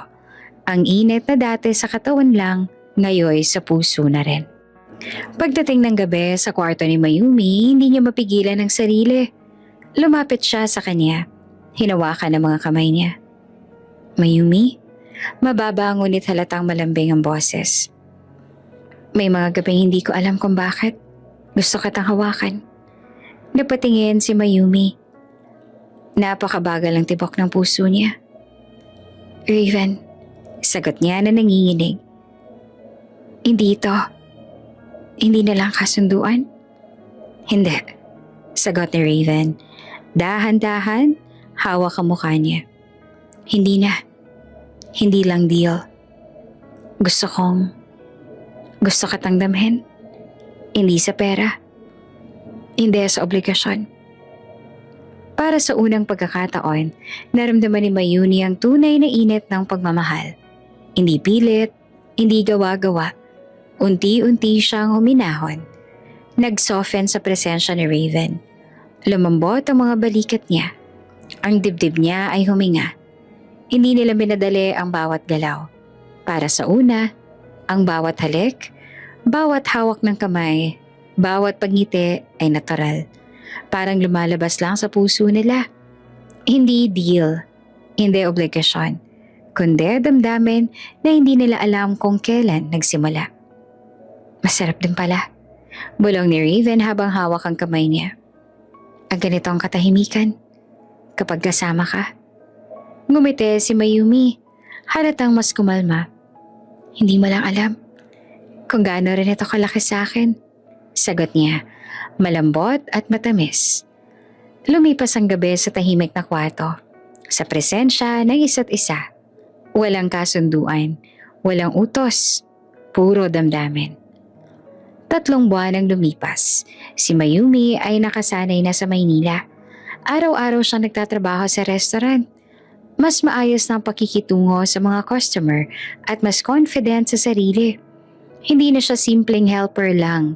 Ngayon, eleganteng babae na may sariling hakbang sa buhay. Si Raven ay patuloy na nananatiling protective, pero hindi marahas. Kontrolado ang pagkakaalala. Si Gavin naman ay nananatiling kaibigan ni Mayumi. Ngunit alam niyang may hangganan ang presensya nito dahil sa selos ni Raven. Isang hapon, nagpa siya si Raven na dalhin si Mayumi sa restaurant para ipakilala siya sa ina niya. Maaga silang dumating at nakaupo sa isang reserved na mesa. Eleganteng restaurant iyon, sa tabi ng bintana. Mayumi, sabik na sabi ni Senyora Lucia. Ang saya kong makita ka. Ang ganda mo, iha. Ngumiti naman si Mayumi at bahagyang nahihiya. Salamat po, ma'am. Mayumi, gusto kitang makilala. Ani Lucia tumingin sa anak. Ngayon ko lang nakita ang babae na gustuhan mo. Tahimik na nagpakilala si Mayumi. Maayos ang postura. Eleganteng ngiti. Tahimik at magalang. Habang kumakain, biglang naramdaman ni Mayumi ang kakaibang hilo. Huminto siya sa pag-uusap, kumagat sa labi, at napahawak sa tiyan. Mayumi? Tanong ni Raven at napansin ang biglang pagbabago. Hindi na niya natapos ang salita. Napaluhod si Mayumi sa sahig. Umiling, nahimatay. Si Raven ay agad na tumayo. Hawak ang tiyan niya. Nagulat at takot sa biglang pangyayari. Mayumi? Mayumi! Sigaw niya habang tinatawag ang atensyon ng mga staff at kasamahan. Ang katahimikan sa eleganteng restaurant ay naputol ng ingay, ng takot at pangamba. Si Raven sa loob ng kanyang sarili ay naramdaman ang bigat ng responsibilidad, hindi lamang bilang kasunduan, kundi bilang tao na may damdamin. At sa sandaling iyon, malinaw na sa lahat. Ang buhay nila ay unti-unting nagbago. Ngunit ang tunay na hamon ay nagsisimula pa lamang. Tahimik ang loob ng hospital room. Puro puti at sterile na amoy ng gamot. Si Mayumi ay nakaupo sa upuan. Ang kamay niya ay nakahawak sa tiyan at ang bawat tibok ng puso niya ay tumatama sa dibdib na punong-puno ng kaba at pananabik. Kasama niya si Raven, nakatayo sa tabi, hawak ang kamay niya. Ang ina naman ni Raven, si Senyora Lucia, ay nakatayo sa gilid, hawak ang maliit na bag ng gamot at ngiti sa labi, puno ng excitement. "Congratulations!" sabi ng doktor habang hawak ang ultrasound printout. "Buntis ka na. 13 weeks na." Napalingon si Mayumi. Hindi makapaniwala. Ang mga mata niya ay kumikislap. Talaga?" Bumulong siya. "Oo," sagot ni Raven. Hindi naman mapigilang umiti, pero may halong pangamba. "Mayumi, ikaw na." Si Senyora Lucia ay biglang lumapit at hinalikan si Mayumi sa pisngi. "Oh, anak, ang saya ko. Kailangan ko ng maganda ng mga damit para sa apo ko." Ngunit bago tuluyang magdiwang, tumigil ang doktor tumingin sa kanila ng seryoso. "Ngunit may isa akong dapat ipaalam." Malubahan niyang sabi. "May nakita kaming cyst sa ovary. Medyo rare.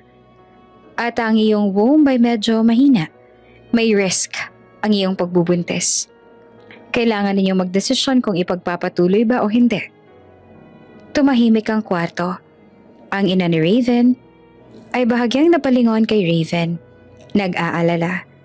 Habang si Mayumi naman ay nakatingin sa ultrasound printout, hawak ang kamay niya ng mahigpit.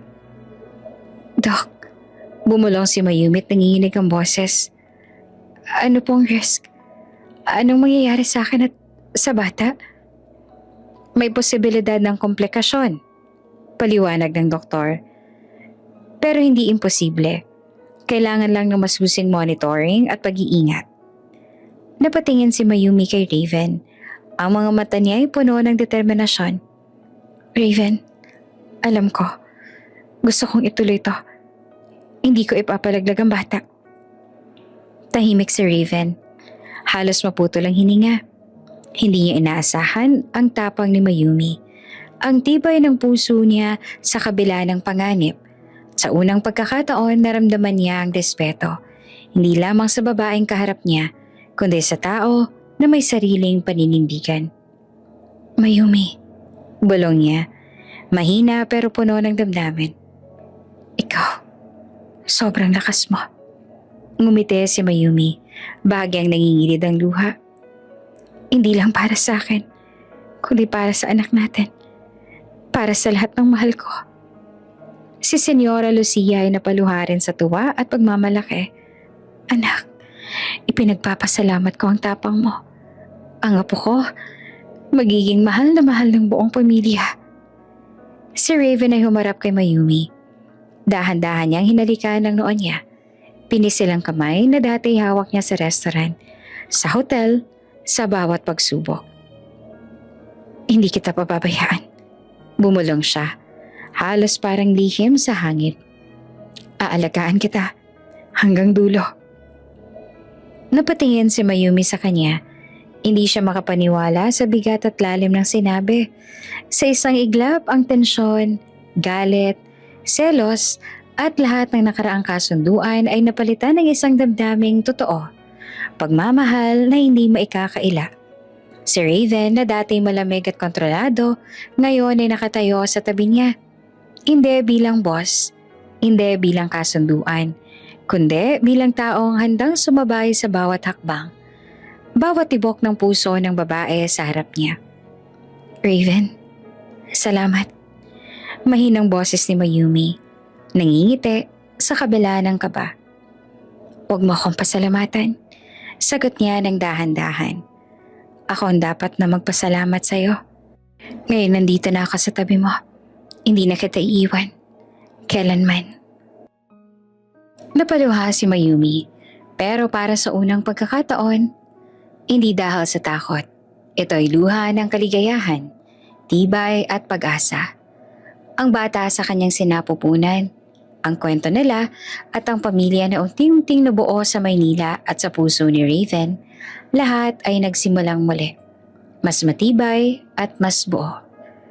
Ngunit habang hawak ni Raven ang kamay ni Mayumi, ramdam niya sa kanyang sarili ang bagong responsibilidad, ang panganib at ang pagmamahal na hindi niya na kayang itago.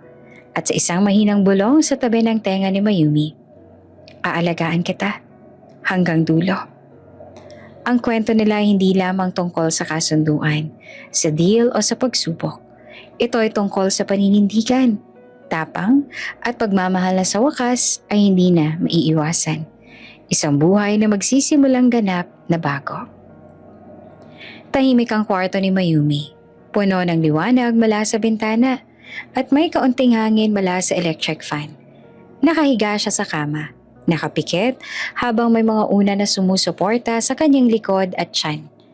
Isa itong pangkaraniwang araw ng bed rest. Pero hindi na siya karaniwang Mayumi. Si Raven ay nakaupo sa gilid, hawak ang kamay niya. Sa bawat sandali, may dala siyang bagong regalo. Mga prutas, vitamins, at mga maliit na gamit para sa baby. Hindi siya makapaniwala sa dami ng pagbabago ng sarili niya. Ang dati niyang malamig at kontroladong sarili ay unti-unting nagiging maalaga at sensitibo. Mayumi, bumulong si Raven habang tinututok ang mata sa kanya. Tapos ka na bang mag-breakfast? Opo, salamat. Mahina niyang sagot. Nakatitig siya sa kisame. Iniisip ang damdamin niya sa lalaki sa tabi niya. Hindi niya alam kung minamahal siya ni Raven, dahil sa kanya o dahil sa bata. Gusto mo bang halikan kita sa noo? Tanong ni Raven, mababa ang boses at may ngiti sa dulo. Napangiti naman si Mayumi at bahagyang napalingon sa kanya. Siguro, pero nang tumingin siya sa kanya, ang puso niya ay tumigil sandali. Raven, mahal mo ba ako? O ang bata lang? Tumigil si Raven sa ginagawa niya. Hinawakan niyang mukha ni Mayumi at tiningnan sa mata. Hindi mo dapat tanungin yan, sagot niya. Mahina, ngunit tapat. Hindi lang bata. Ikaw rin. Ikaw ang mahal ko. Napangiti si Mayumi, ngunit may bahagyang luha sa gilid ng mata. Hindi niya alam kung paano magtiwala, pero ramdam niya ang sincerity sa tono ni Raven. Lumipas ang mga araw at naramdaman nilang pareho ang bawat maliit na pagbabago sa katawan ni Mayumi. May mga sandali na kumikilos ang baby sa tiyan at si Raven ay hindi mapigilang hawakan ito. Anak, bulong niya sa tiyan ni Mayumi habang dahan-dahan niyang pinipisil ang bulge. Si daddy ito. Napalingon si Mayumi. Bahagyang napapangiti sa init ng boses niya. Hindi niya inaasahan na ganito siyang makakaramdam. Ang lalaking dati malamig at kontrolado, ngayon ay nagiging isang lalaking handang magmahal, mag-alaga at umalalay sa kanya sa bawat hakbang. Ngunit sa kabila ng init at tigaya, may takot pa rin sa puso ni Mayumi. Tuwing natatamaan ng baby ang tiyan niya, may halo itong saya at kaba. Raven, bumulong siya isang gabi habang nakahiga at hinihimas ang tiyan. Paano kung komplikado? Paano kung may mangyari? Hinawakan siya ni Raven ng mahigpit. Hindi ko hahayaang mangyari yan, sagot niya. Halatang determined. Hindi lang ako basta kasama mo. Nandito ako para sa inyo. Lumipas ang mga buwan at lalong lumaki ang tiyan ni Mayumi. Sa ikapitong buwan, ramdam nila ang kakaibang kabigatan. Hindi lamang pisikal kundi emosyonal. Ang tiyan niya ay tila mas malaki kaysa sa inaasahan ng doktor. Mayumi, tinawag ni Raven. Hawak ang tiyan niya at nakatingin sa mukha. Sobrang laki ng baby ah. Baka kailangan na nating pumunta sa ospital. Napangiti si Mayumi. Nanginig ang boses. Sige pero tatakot ako eh. Huwag ka matakot. Nandito lang naman ako sa tabi mo. Walang iiwan. Ako ang daddy, di ba? Habang naglalakad sila palabas, ramdam ni Mayumi ang paghihirap sa bawat hakbang. Naghihirap ngunit hindi siya aalis sa tabi ni Raven. Ang kanyang puso ay kumakaba, may halong kaba, pag-asa at pagmamahal. Pagdating sa ospital, mabilis silang tinanggap. Nakatingin si Mayumi sa mga doktor. Hawak ang kamay ni Raven, habang ang bigat ng tiyan niya ay tila umaabot sa bawat sulok ng room. Mayumi, kailangan mong magpahinga, sabi ng doktor. Kailangan natin ng monitoring. May slight risk sa premature birth dahil sa laki ng tiyan at komplikasyon. Tumango si Mayumi, nanginginig pero matatag. Opo, gagawin ko po ang lahat, sagot niya. Pero, hindi ko po iiwan ng baby.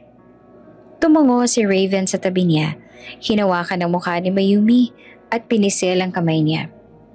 Hindi mo kailangang mag-isa, bulong niya. Aalagaan kita hanggang dulo. Napangiti naman si Mayumi sa halip na umiyak.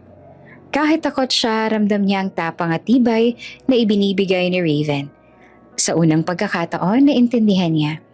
Hindi lang siya mahal ni Raven dahil sa anak. Mahal siya ni Raven dahil sa kabuuan niya. Sa tapang, sa hirap at sa puso niya. Ngunit habang naglalakad sa ward, may kakaibang tensyon na naramdaman sila.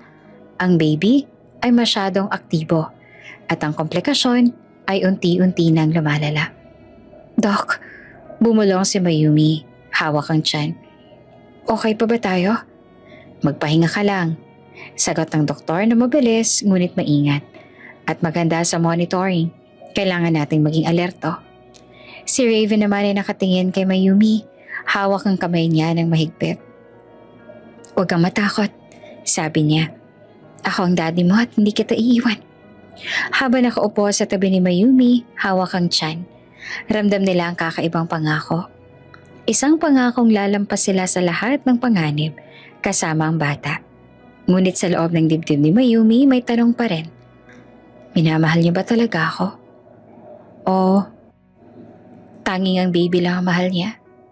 Tahimik lang si Raven pero ramdam niya ang pagmamahal niya sa babae sa harap niya. At ang pangakong yon ay hindi magbabago kahit ano pang dumating. At sa silid ng ospital habang pinapaliwanag ng doktor next steps, alam ni Mayumi at Raven ang laban nila para sa buhay. Ngunit sa bawat tibok ng puso, sa bawat hagupit ng kabigatan, pareho silang handang sumabay, magkasama.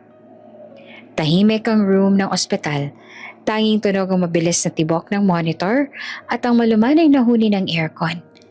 Nakaupo si Mayumi sa kama. Ang kamay niya ay nakahawak sa tiyan, habang nakatingin sa ceiling na parang naghahanap ng lakas at tapang. Tumayo ang doktor sa tabi niya, seryosong mukha.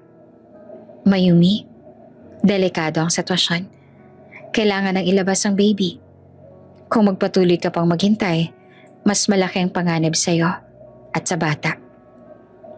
Napabuntong hininga si Mayumi. Dok, ilang buwan na lang naman. Pakiusap. Bulong niya. Nanginginig ang boses. Halos umiyak na siya. Ilang buwan lang. Kakayanin ko. Kakayanin natin, Raven. Si Raven nakatayo sa tabi. Hawak ang kamay niya. Tahimik. Nakatingin sa monitor. Sa doktor. Kay Mayumi. Ngunit ramdam ng lahat ang paralysis ng isip niya. Hindi niya alam kung ano ang dapat piliin. Ang buhay ba ng babae sa harap niya? O ang bata sa loob ng sinapupunan niya? Raven, mahinang sabi ni Mayumi. Anong gagawin natin? Hindi agad siya nakasagot. Ang puso niya ay naglalaban.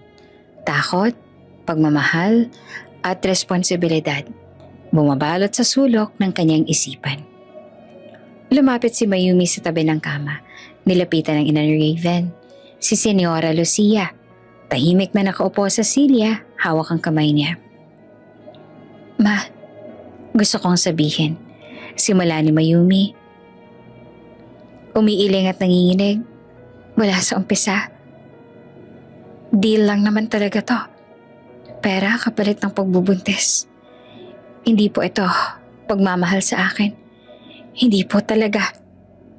Napaluha si Senyora Lucia. Hindi dahil sa galit kundi sa bigat ng katotohanan na tapang ng dalaga. Hinaplos niya ang buhok ni Mayumi, humawak ng kamay niya at niyakap ng mahigpit. Anak, Mayumi, bulong niya, tumangis ng tahimik. Tanggap ka namin. At mahal na mahal ka namin. Hindi naman ito tungkol sa simula, kundi sa ngayon. Sa tapang mo, sa puso mo. Tanggap ka namin, Mayumi. Napaluha si Mayumi. Pinipigilan ang sarili na sumigaw at mapaiyak ng malakas. Puno ang dibdib niya ng pagpapasalamat. Ngunit may halong takot at pangamba.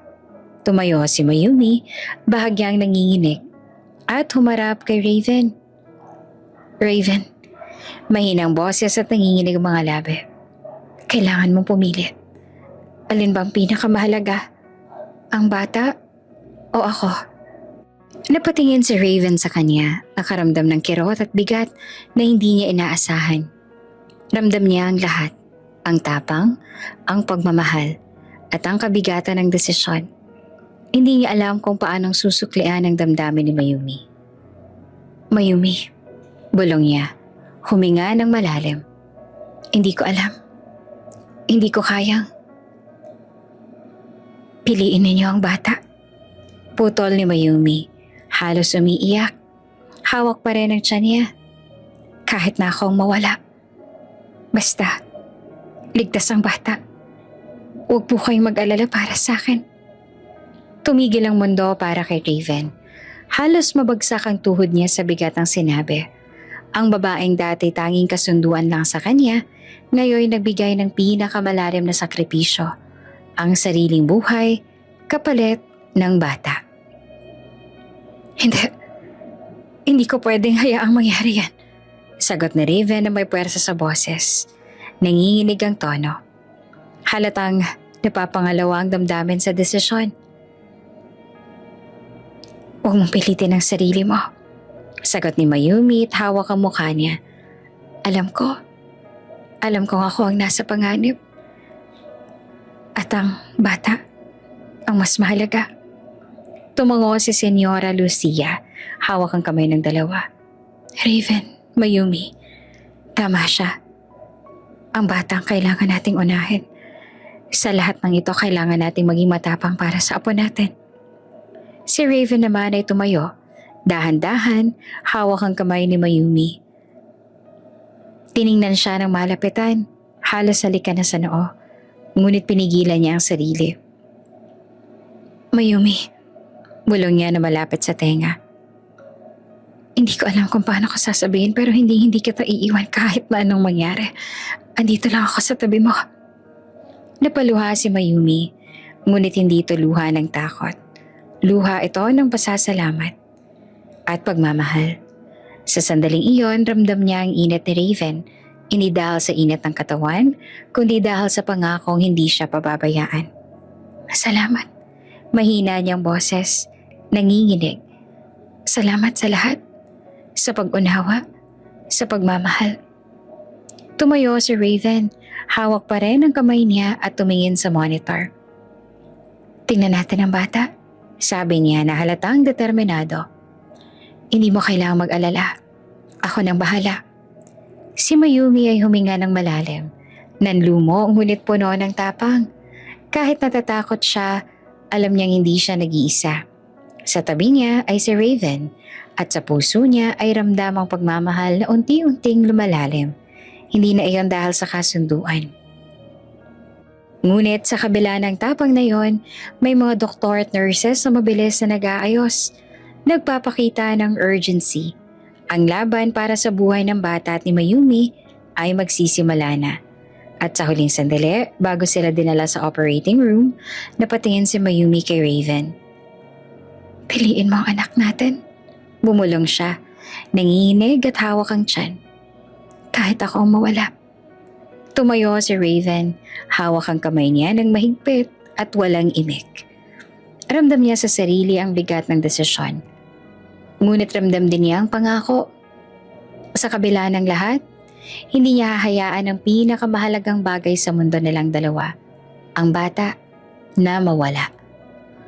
Ang ospital ay puno ng tensyon, kaba at pag-asa. Sa silid na iyon, malinaw ang desisyon na dapat gawin ay magtatakda ng kinabukasan ng pamilya nila.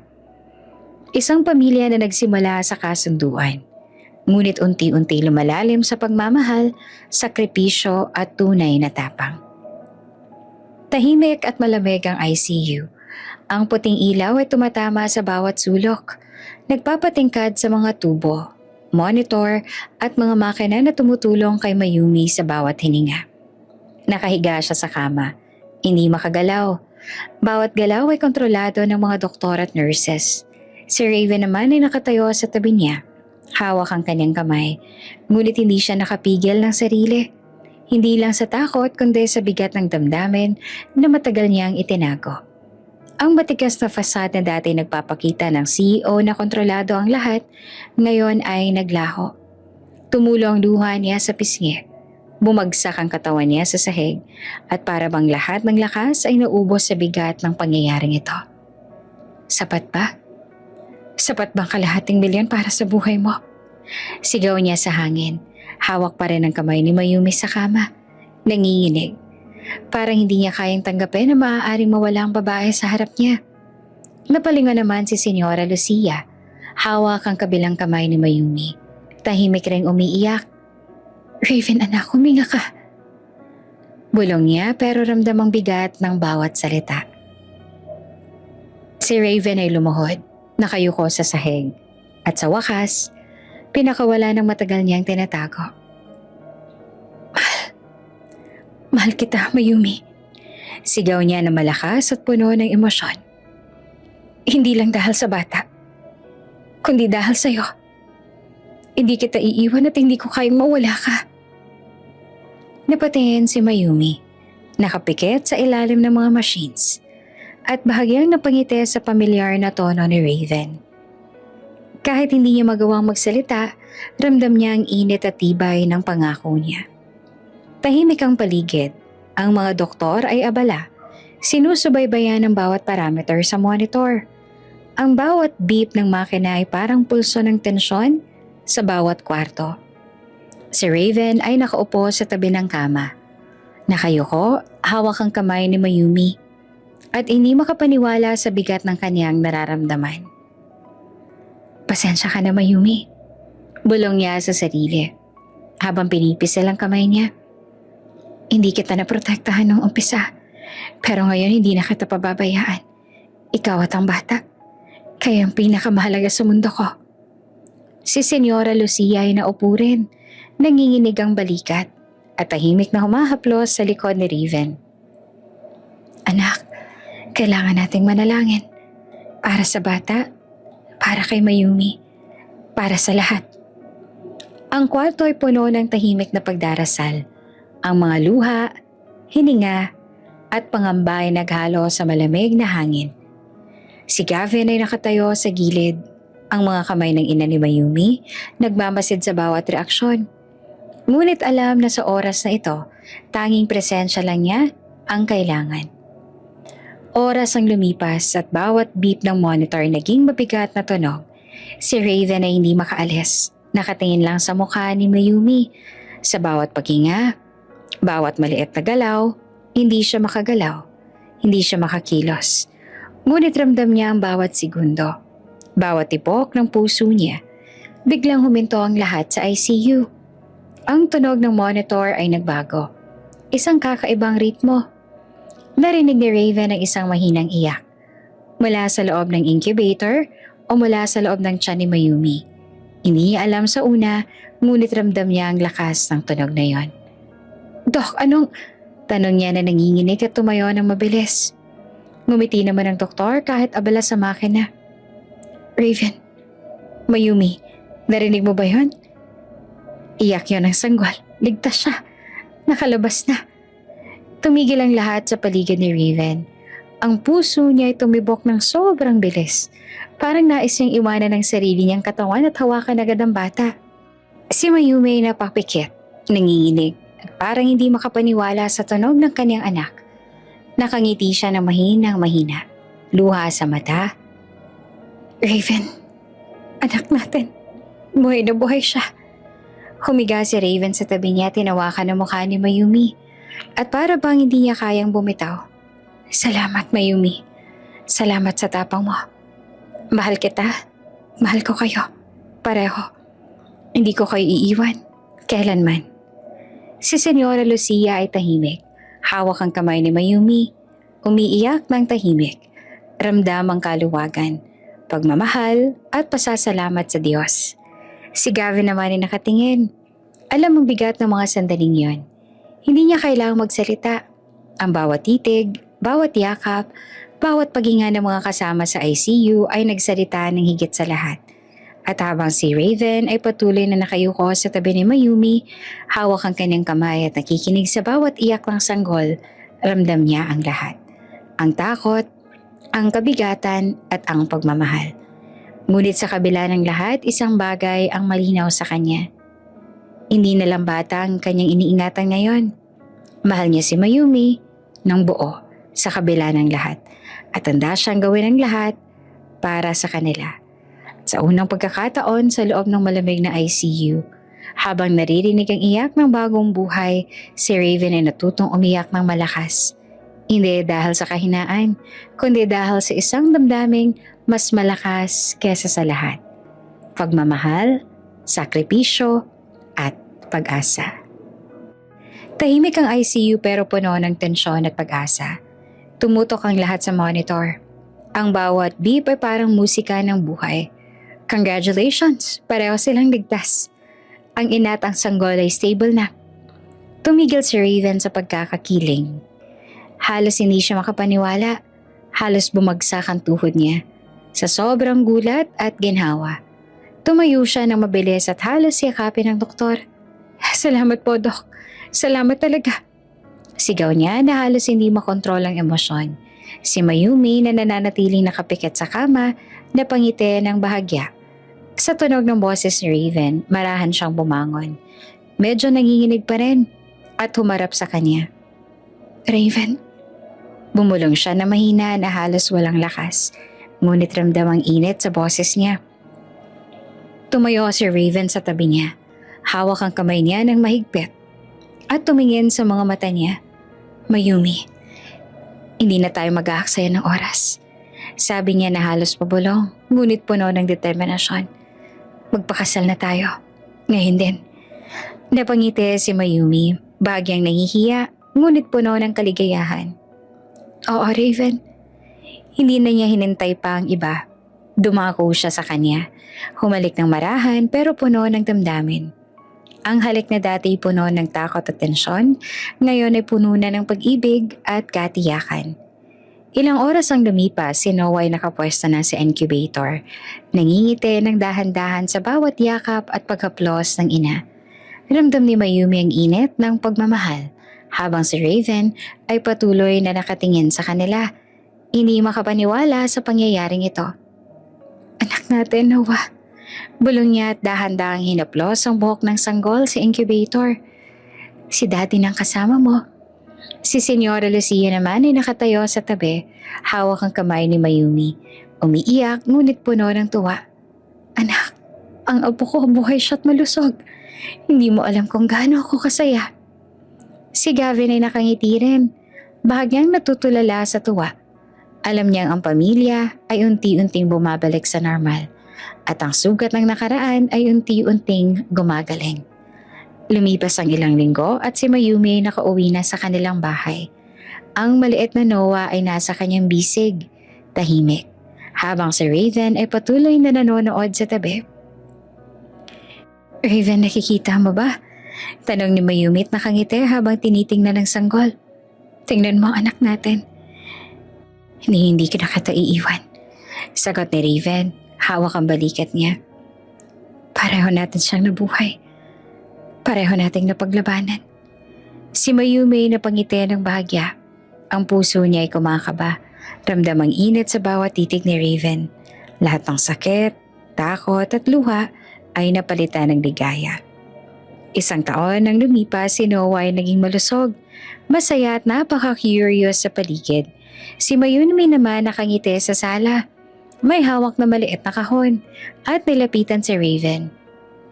Raven, may regalo ako sa'yo. Sabi niya na may halong excitement.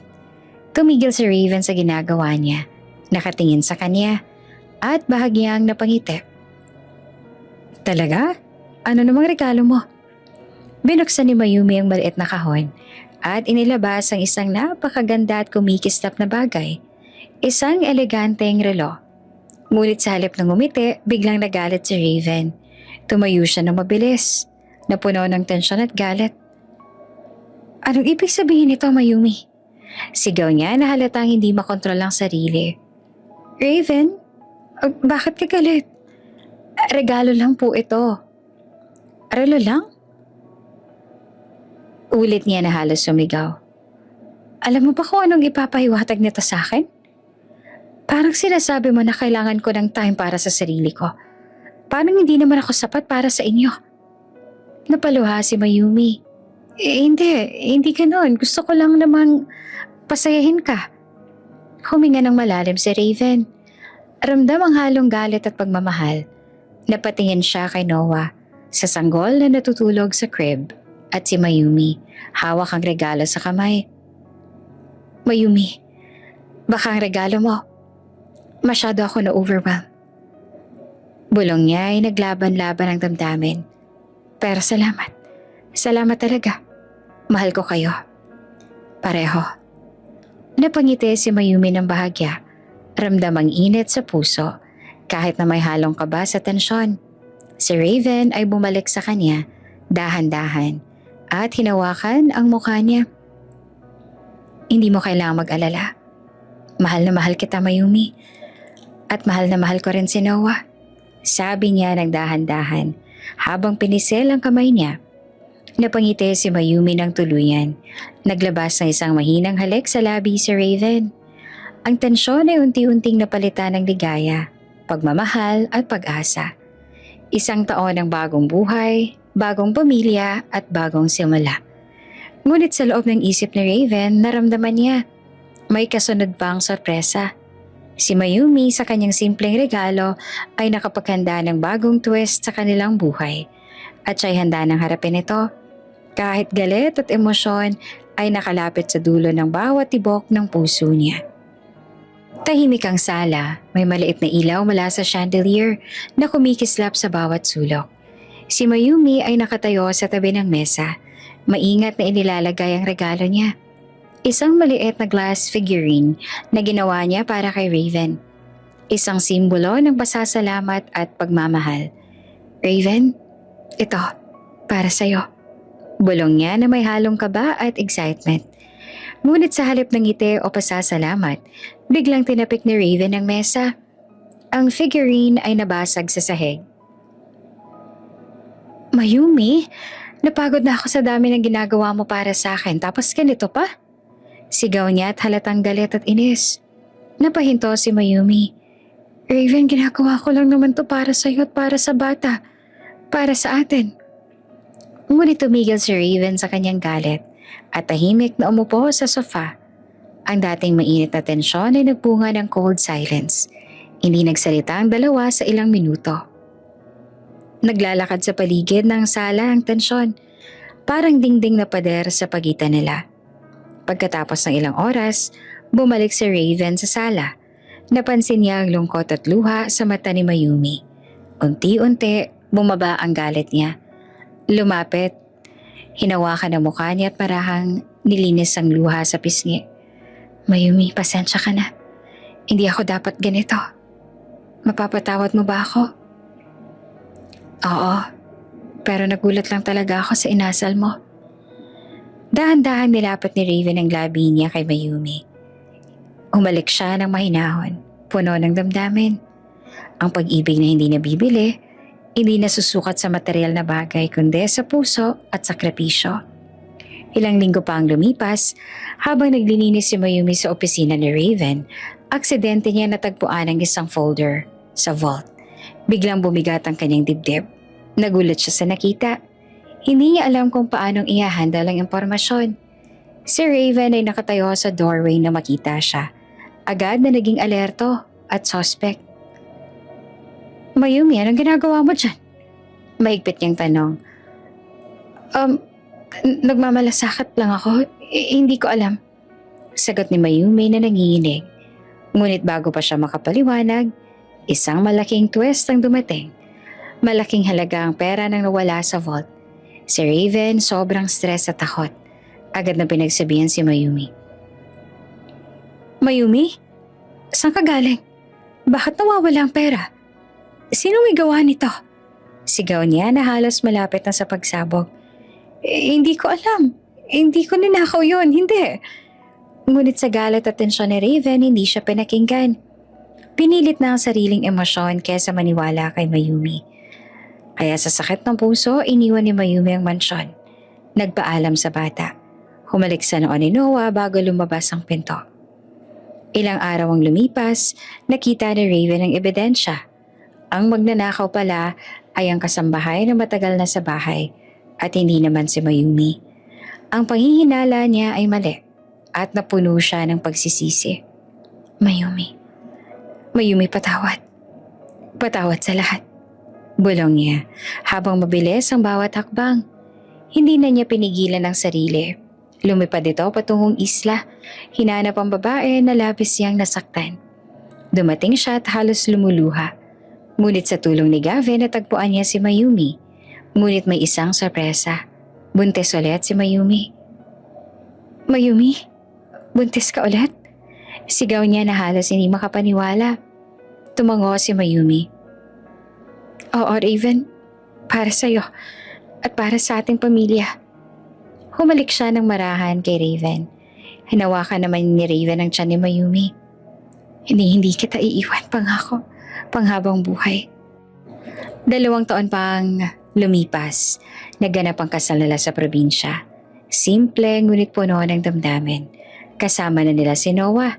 Tumatawa sa paligid. Habang si Mayumi ay nakasuot ng puting gown. Si Raven naman ay nakatayo sa altar. Pagkatapos ng kasal, ginanap din ang baptism ng ikalawang anak nila. Si Mayumi at Raven ay magkatabi, hawak ang sanggol at sa tabi si Noah. Puno ng pagmamahal at pasasalamat. Ang pamilyang dati nagsimula sa deal, sa pera at sa pangangailangan ngayon ay kompleto at puno na ng pagmamahal. Ang sugat ng nakaraan ay unti-unting gumaling at ang bawat luha ay napalitan ng ligaya. At sa huling araw nakatayo si Raven sa tabing dagat, hawak ang kamay ni Mayumi. Ngayon ko lang napatunayan na hindi lahat ng bagay nabibili. Bulong niya tumitig sa dalampasigan. Lalo na ang pusong marunong magtiis para sa mahal mo. Ngumiti naman si Mayumi.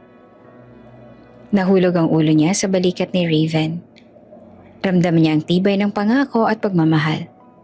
Hindi talaga nabibili. Sa likod nila ay si Noah ay tumatawa, tumatalon sa buhangin at ramdam ng lahat. Ang deal na nagsimula sa pera, nauwi sa pamilya. Tunay na pagmamahal at panghabang buhay na ligaya. At sa araw na yon, sa init ng araw at sa himig ng dagat, alam nila, ang bawat sakripisyo, bawat misunderstanding, bawat luha at panghihintay ay nagbunga ng isang pamilyang buo. Isang pag-ibig na hindi nasusukat ng halaga, kundi ng pusong handang magtiis para sa mahal nito.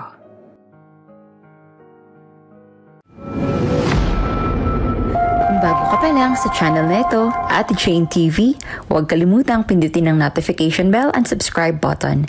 Sana po hindi naman malaking abala sa inyo ang pagpindot ng subscribe button dahil ang kapalit po nito ay ang pagsuporta para makapag-produce ng mga libreng stories sa mga channels ni Ate Jane. Maraming salamat!